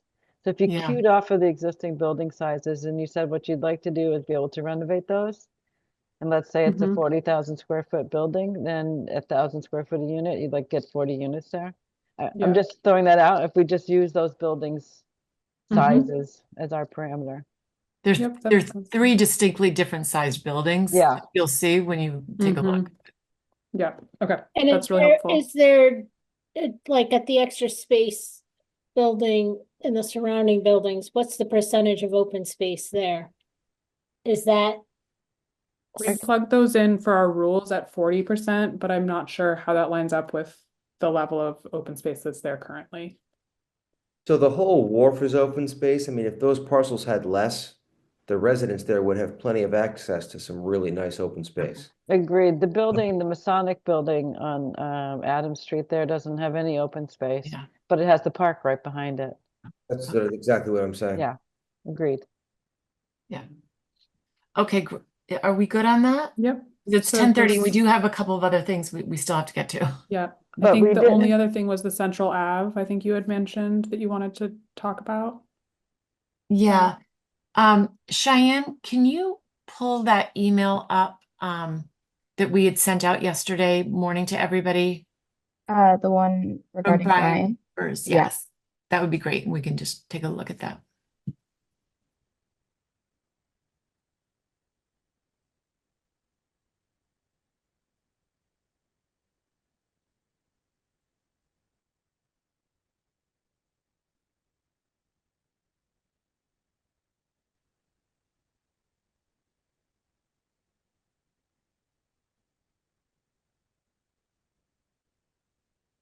So you can see that with the 10,000 square foot lot, 12 and a half and the 15, he was suggesting bumping those. Yeah, basically scaling with each increase size of of the- 2,500 square feet of a lot, you'd Mhm. gain a unit essentially that you would Right. you could build. Right. And then he included a map below that. Yeah, and I think the map in a lot of ways, we did review this so that we would be prepared to discuss good. with you Okay. all. I think if you kind of think through the geography that he's shared in this sketch, it sort of corresponds, not perfectly, but closely with the scenario we're showing where we remove what we referred to as Elliott West and we add Blue Hills West. Right. The main place where his map diverges from that scenario, there's two places, is that there's a little cutout sort of between the Capon stop and the Valley Road stop. There's like a little cutout there. And then there's an expansion into along Central Ave in that area. And I think the reason we have previously excluded that portion of Central Ave is because of the large lots.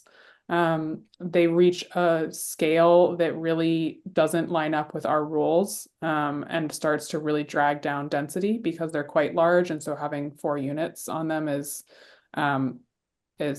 negatively impacts your density numbers. Obviously, with the rule set that Brian is describing, those would be able to accommodate, I'm not remembering exactly what the lot sizes. I think they're above like 20,000. I think they would be allowed many more units, like 6, 8, 10 units per parcel. So I think that's the big, like, under our current rule sets, you would only be able to develop 4 units on those, and it would not make sense from a density standpoint. You're not getting enough benefit for it to be worth extending the district to include that. But if you are zoning them for greater density, in other words, if you created like a tier 4 of the Elliott Street corridor rules, they might have benefit. But we previously, when we've discussed this with the board previously, like early on in 2023, there was not an appetite to see more than that 4 unit number on those large lots. And so that's why we pulled back from consideration of those large lots at that point. So I think it would only be worth exploring this if the board is willing to consider 6, 8, 10 units on those large lots. I'm not. No, I'm not. What if we reduced the boundary to just those properties in blue, not the one in the greenish? Yeah, so I think there's probably some small differences from, our current geography does capture some of those. We could go further along both Central Ave and School Street to capture some additional lots that are kind of that like mid-small size. And similarly, we could extend along Maple Street with a similar intent. I think we had previously shied away from some of those areas because it does contain more of those, and particularly along Maple Street. There are many very small parcels, and so similarly, when we include a lot of small parcels, it does start to drag down your density numbers because those are unbuildable under the rules. So that's kind of the like parcel size push-pull that's happening in this area because there's a lot of range in parcel sizes. So I think with the rules that we have now, which are allowing development on some of the smaller parcels, it means that Elliott Street as a whole is not as much of a drag on your density because we've modified the rules so that it is more lots are contributing to that density. I think we could look at changing the boundary in this area to capture more of, as Maggie put it, the blue parcels in this diagram. But I think the kind of reactions when I asked earlier, it sounds like it would not be worth looking at the parcels that are shown in the kind of like gold color here, because unless the planning board is willing to look at 6, 8, 10 units, they're just not a good match for the rules we have. And so do you think it would be okay to do 3 units in the blue section? Yeah, I think that's how they would interact with I don't know for sure without looking at each individual parcel, but my guess is that those would fall in our first tier, maybe our second tier. So probably they would mostly be 3 unit per lot rules. And I think what he has here is very similar to where we've sort of come out in our 25% plan. I think there's except excluding those large parcels, which that we did not support, and I think that's why yeah, we didn't go further with that. But then we start then we start adding more to that Elliott Street corridor, which we've been working to take some of those units off. You know, it's sort of. Yeah, that's what I was going to raise, is I think it's kind of a tension, right? I think there's a valid argument for why those parcels can and should be included. And if overall we're trying to find ways to spread units away from this area, adding more area to the district is going to mean more units. I mean, the one thing about Central Ave, though, it's a wider road. Yeah, and it's very close to the Central Ave stop and to the amenities that are, the commercial amenities that are around that stop. So I'd rather see it there than sorry, Zoe. No, good. Yeah, I was gonna say. Yeah. I would rather see it there than adding some of that at the Parkway, which is already denser. Yeah. Because I do think this is better convenience for walking even. And you do have amenities there, and you can get right to the T.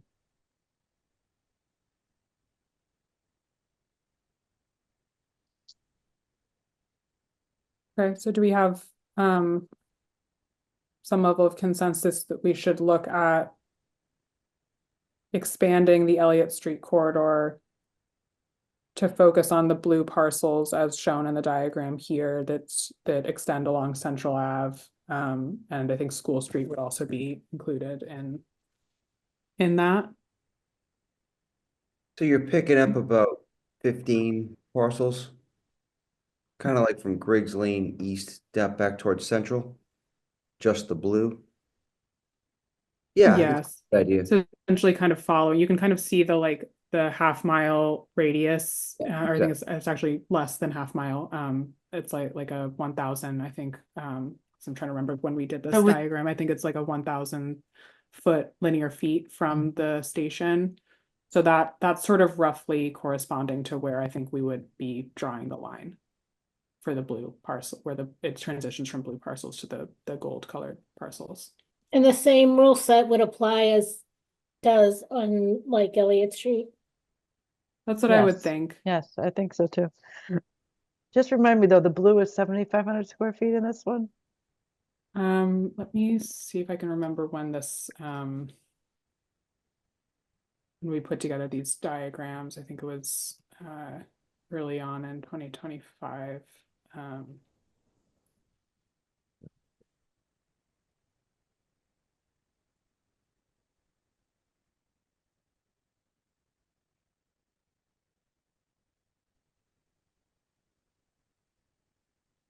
Okay, yeah, so I think if I'm remembering this correctly, it depends a little bit on which into my other screen so I can see both of them at the same time.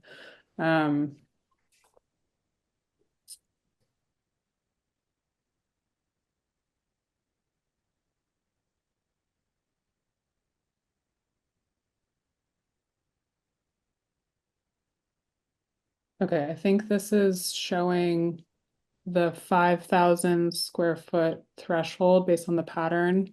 So I think in this, I think the underlay of the diagram that Brian has used for this idea is a diagram that shows the pink parcels are under 5,000 square feet.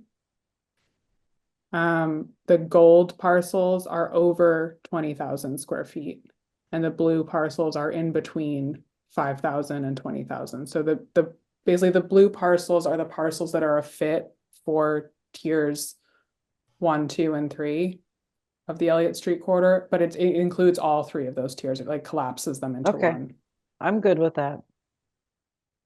So it starts at 6,000, not 5, right? Because that's our parameter. Yeah, so there would be some, with our diagram, or sorry, with our rules now, there would be more pink parcels. In other words, like this is showing the pink parcels that are excluded based on a 5,000 threshold, but there are more parcels that would be excluded because we've set the floor at 6,000. Yeah. Run it and find out. The board wouldn't, I'm sorry, Meredith.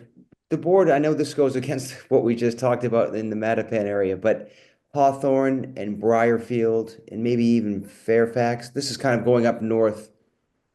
You're just drawing a straight line up almost to the parkway. There's a lot of gray area there. Do you think that would be worth looking at? Or is that just expanding an area that we don't want to expand? You guys see what I'm trying to say? So I guess I'm taking the conversation somewhere else from Central up to Mattapan Square or Mattapan Station, Briarfield and Hawthorne Roads.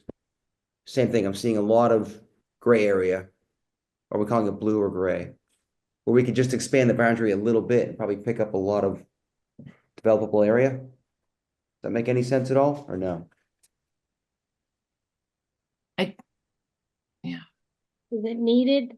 I don't know. Yeah, I'm not sure that we need it. Okay, all right. Maybe start with this, and if we need to expand it, but we don't want to end up with too many units. Right, okay. Okay. All right, Zoe, thank you so much. We really appreciate this.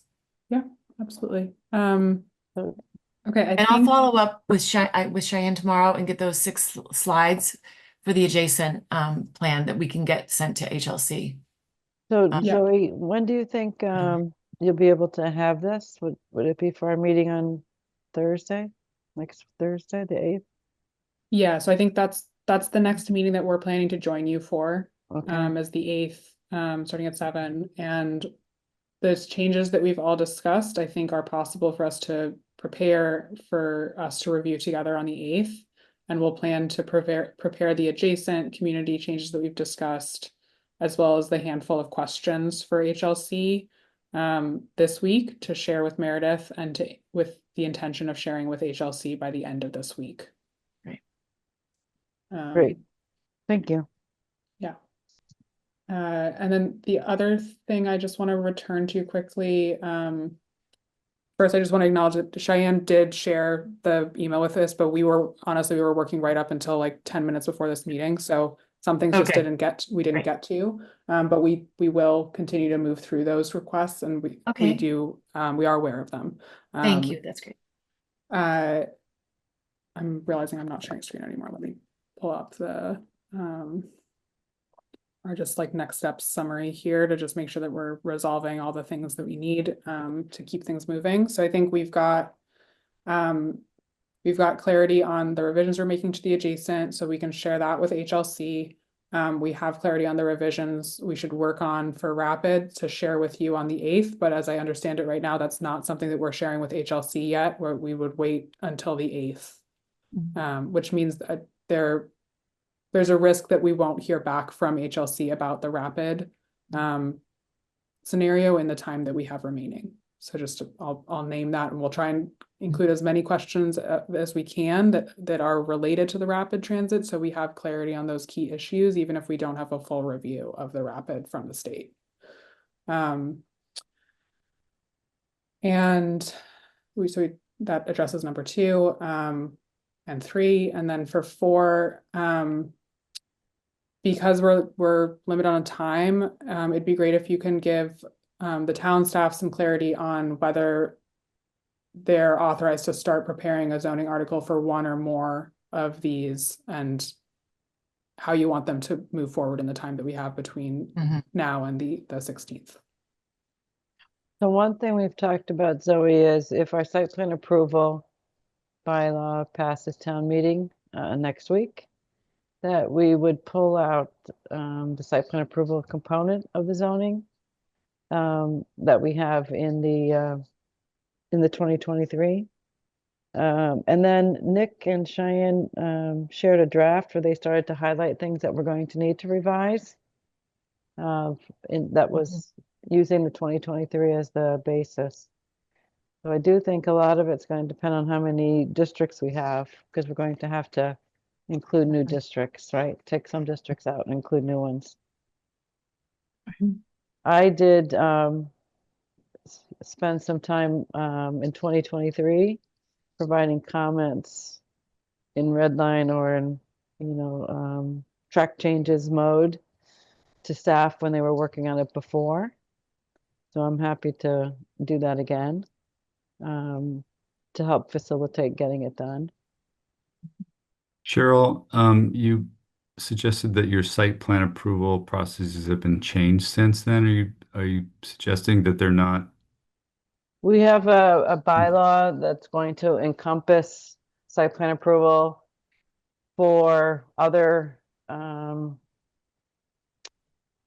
other requirements in our zoning, but it would also, we would refer to that if it passes this next week, we would refer back to that article in the MBTA community zoning for the process for site plan approval.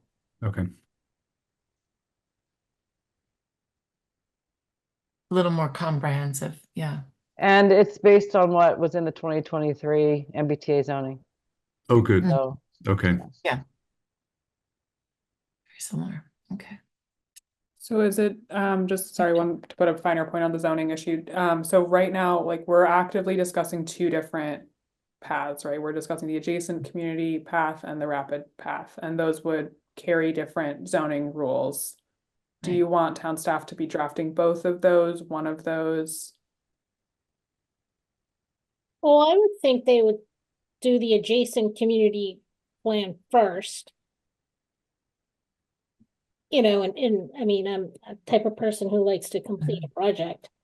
So if it's, I think we're pretty certain on the adjacent community, so why not focus just on that and get that complete? Okay, so to kind of deal with it sequentially, address the I think- adjacent community one, and then I think there's a chance that that the town staff may need to start preparing the rapid one if we have not yet heard back from the state about whether they will accept adjacent, and there's a chance that the rapid will be moving forward just because of the time crunch. So I think that we don't need to be involved in figuring that out, but I just want to flag it because there's the decision-making sequence and the time we have remaining is not gonna perfectly align. So we'll all do our best, and I'll leave that second question to the board. And I think with that, I'll stop sharing. I think we can potentially leave you there. I know you mentioned you had some other agenda items, and I'm sure you're eager to get out. Just two quick thanks. So yeah. Thank you. Thank you very much. Thank you, Matthew. Thanks, Zoe. Thanks, Matthew. So good night. So long. Good night. Okay, great. So real quickly, because we don't, I don't think we need to go through all of this, but I just wanted the planning board to know Cheyenne and Nick have been working on a presentation for our ADU and site plan articles to present at town meeting. I know Cheyenne, you said it might not be completed for tonight, but I thought maybe, and since it's so late, Once those are complete, Cheyenne, if you could send those out to the board members just to see if there's any comments or anything that we would want to add to that presentation. So we did finish it. It's in Oh. the OneDrive folder for tonight, but we Okay. can, since it is late, we can still just take comments up until like Friday so that we can get it over to the Yeah. warrant committee for Monday or whenever they get to us Let's do next that. week. So yeah, Let's do we're that. So everybody can open look for at it comments. with fresh eyes. So Yep. terrific. So Cheyenne will look for that in your email. She'll be circulating that. And then who will be presenting it at town meeting, Meredith? Will Cheyenne be presenting? I think depending on when it goes, Cheyenne's going to be away next week. Oh. So she won't be, so I would be presenting it. Unless the board has, a preference to have Nick present it, but it seemed like since it's coming from us, I should probably be the one. Oh, I was just, yeah, I don't have a problem. Right, Cheyenne, you're gone Monday. I'm gonna be gone early Monday, like during the workday. I'm gonna try and get back for town meeting night, but Okay. the daytime I'm gonna be out. Because just in the past, I thought Tim presented. He did, yeah. That's so. And then you think you'll be there Monday night, Cheyenne? And yeah. Tuesday night, will you be there? Yeah. Yep. So I would be happy for Cheyenne to present it as well. So I thought you weren't going to be there. That's why I was just saying. No, I switched my trip a little later. Okay. Well, you guys can discuss that offline. Yeah, we'll talk about that. We can talk about that tomorrow, which Cheyenne would be great doing that. So okay, so we'll talk about that. And then just the last thing that I just need a vote on. So Jim and I went to the warrant committee with our overlay zoning for East Milton Square, which everybody seemed to embrace and is really supportive of. And they just had one very small thing that they asked that we add that was on Cheyenne. Do you mind pulling up the overlay zoning language for East Milton overlay? Yeah. Okay.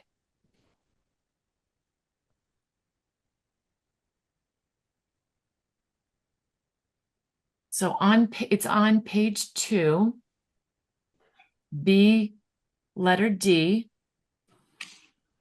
Thank you. Make that a little bit bigger, please. Thank you.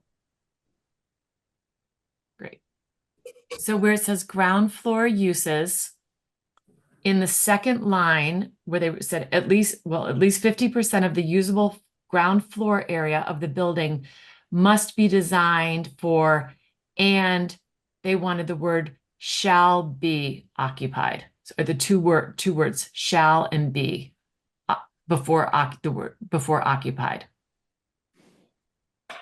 I'm just doing it like this because I have to get Okay. the Word document from Josh. So must be designed for and shall be occupied by non-residential. So do we have a definition of usable ground floor here? Because we know parking is a non-residential use and it's commercial use, but I don't think we want parking as our 50%. I don't remember if we have that definition. For ground floor use.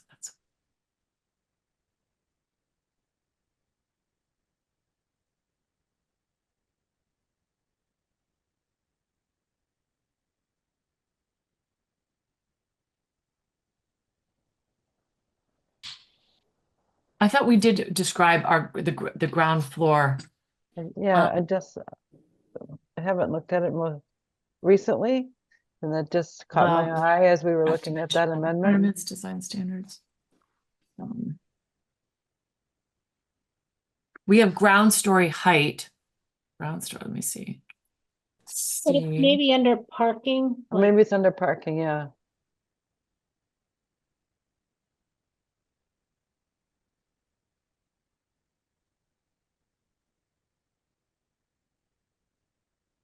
At least one parking space.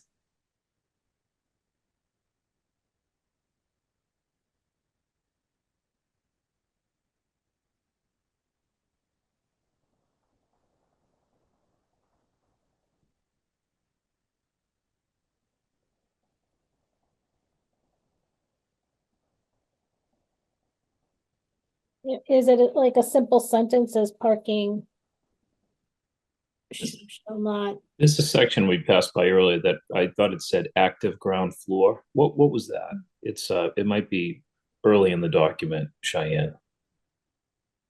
Keep going up. Yeah, it said, I think it said Right Yeah. there, right there. Active ground. that's not it. That's That's not not it, helpful. no. Yeah.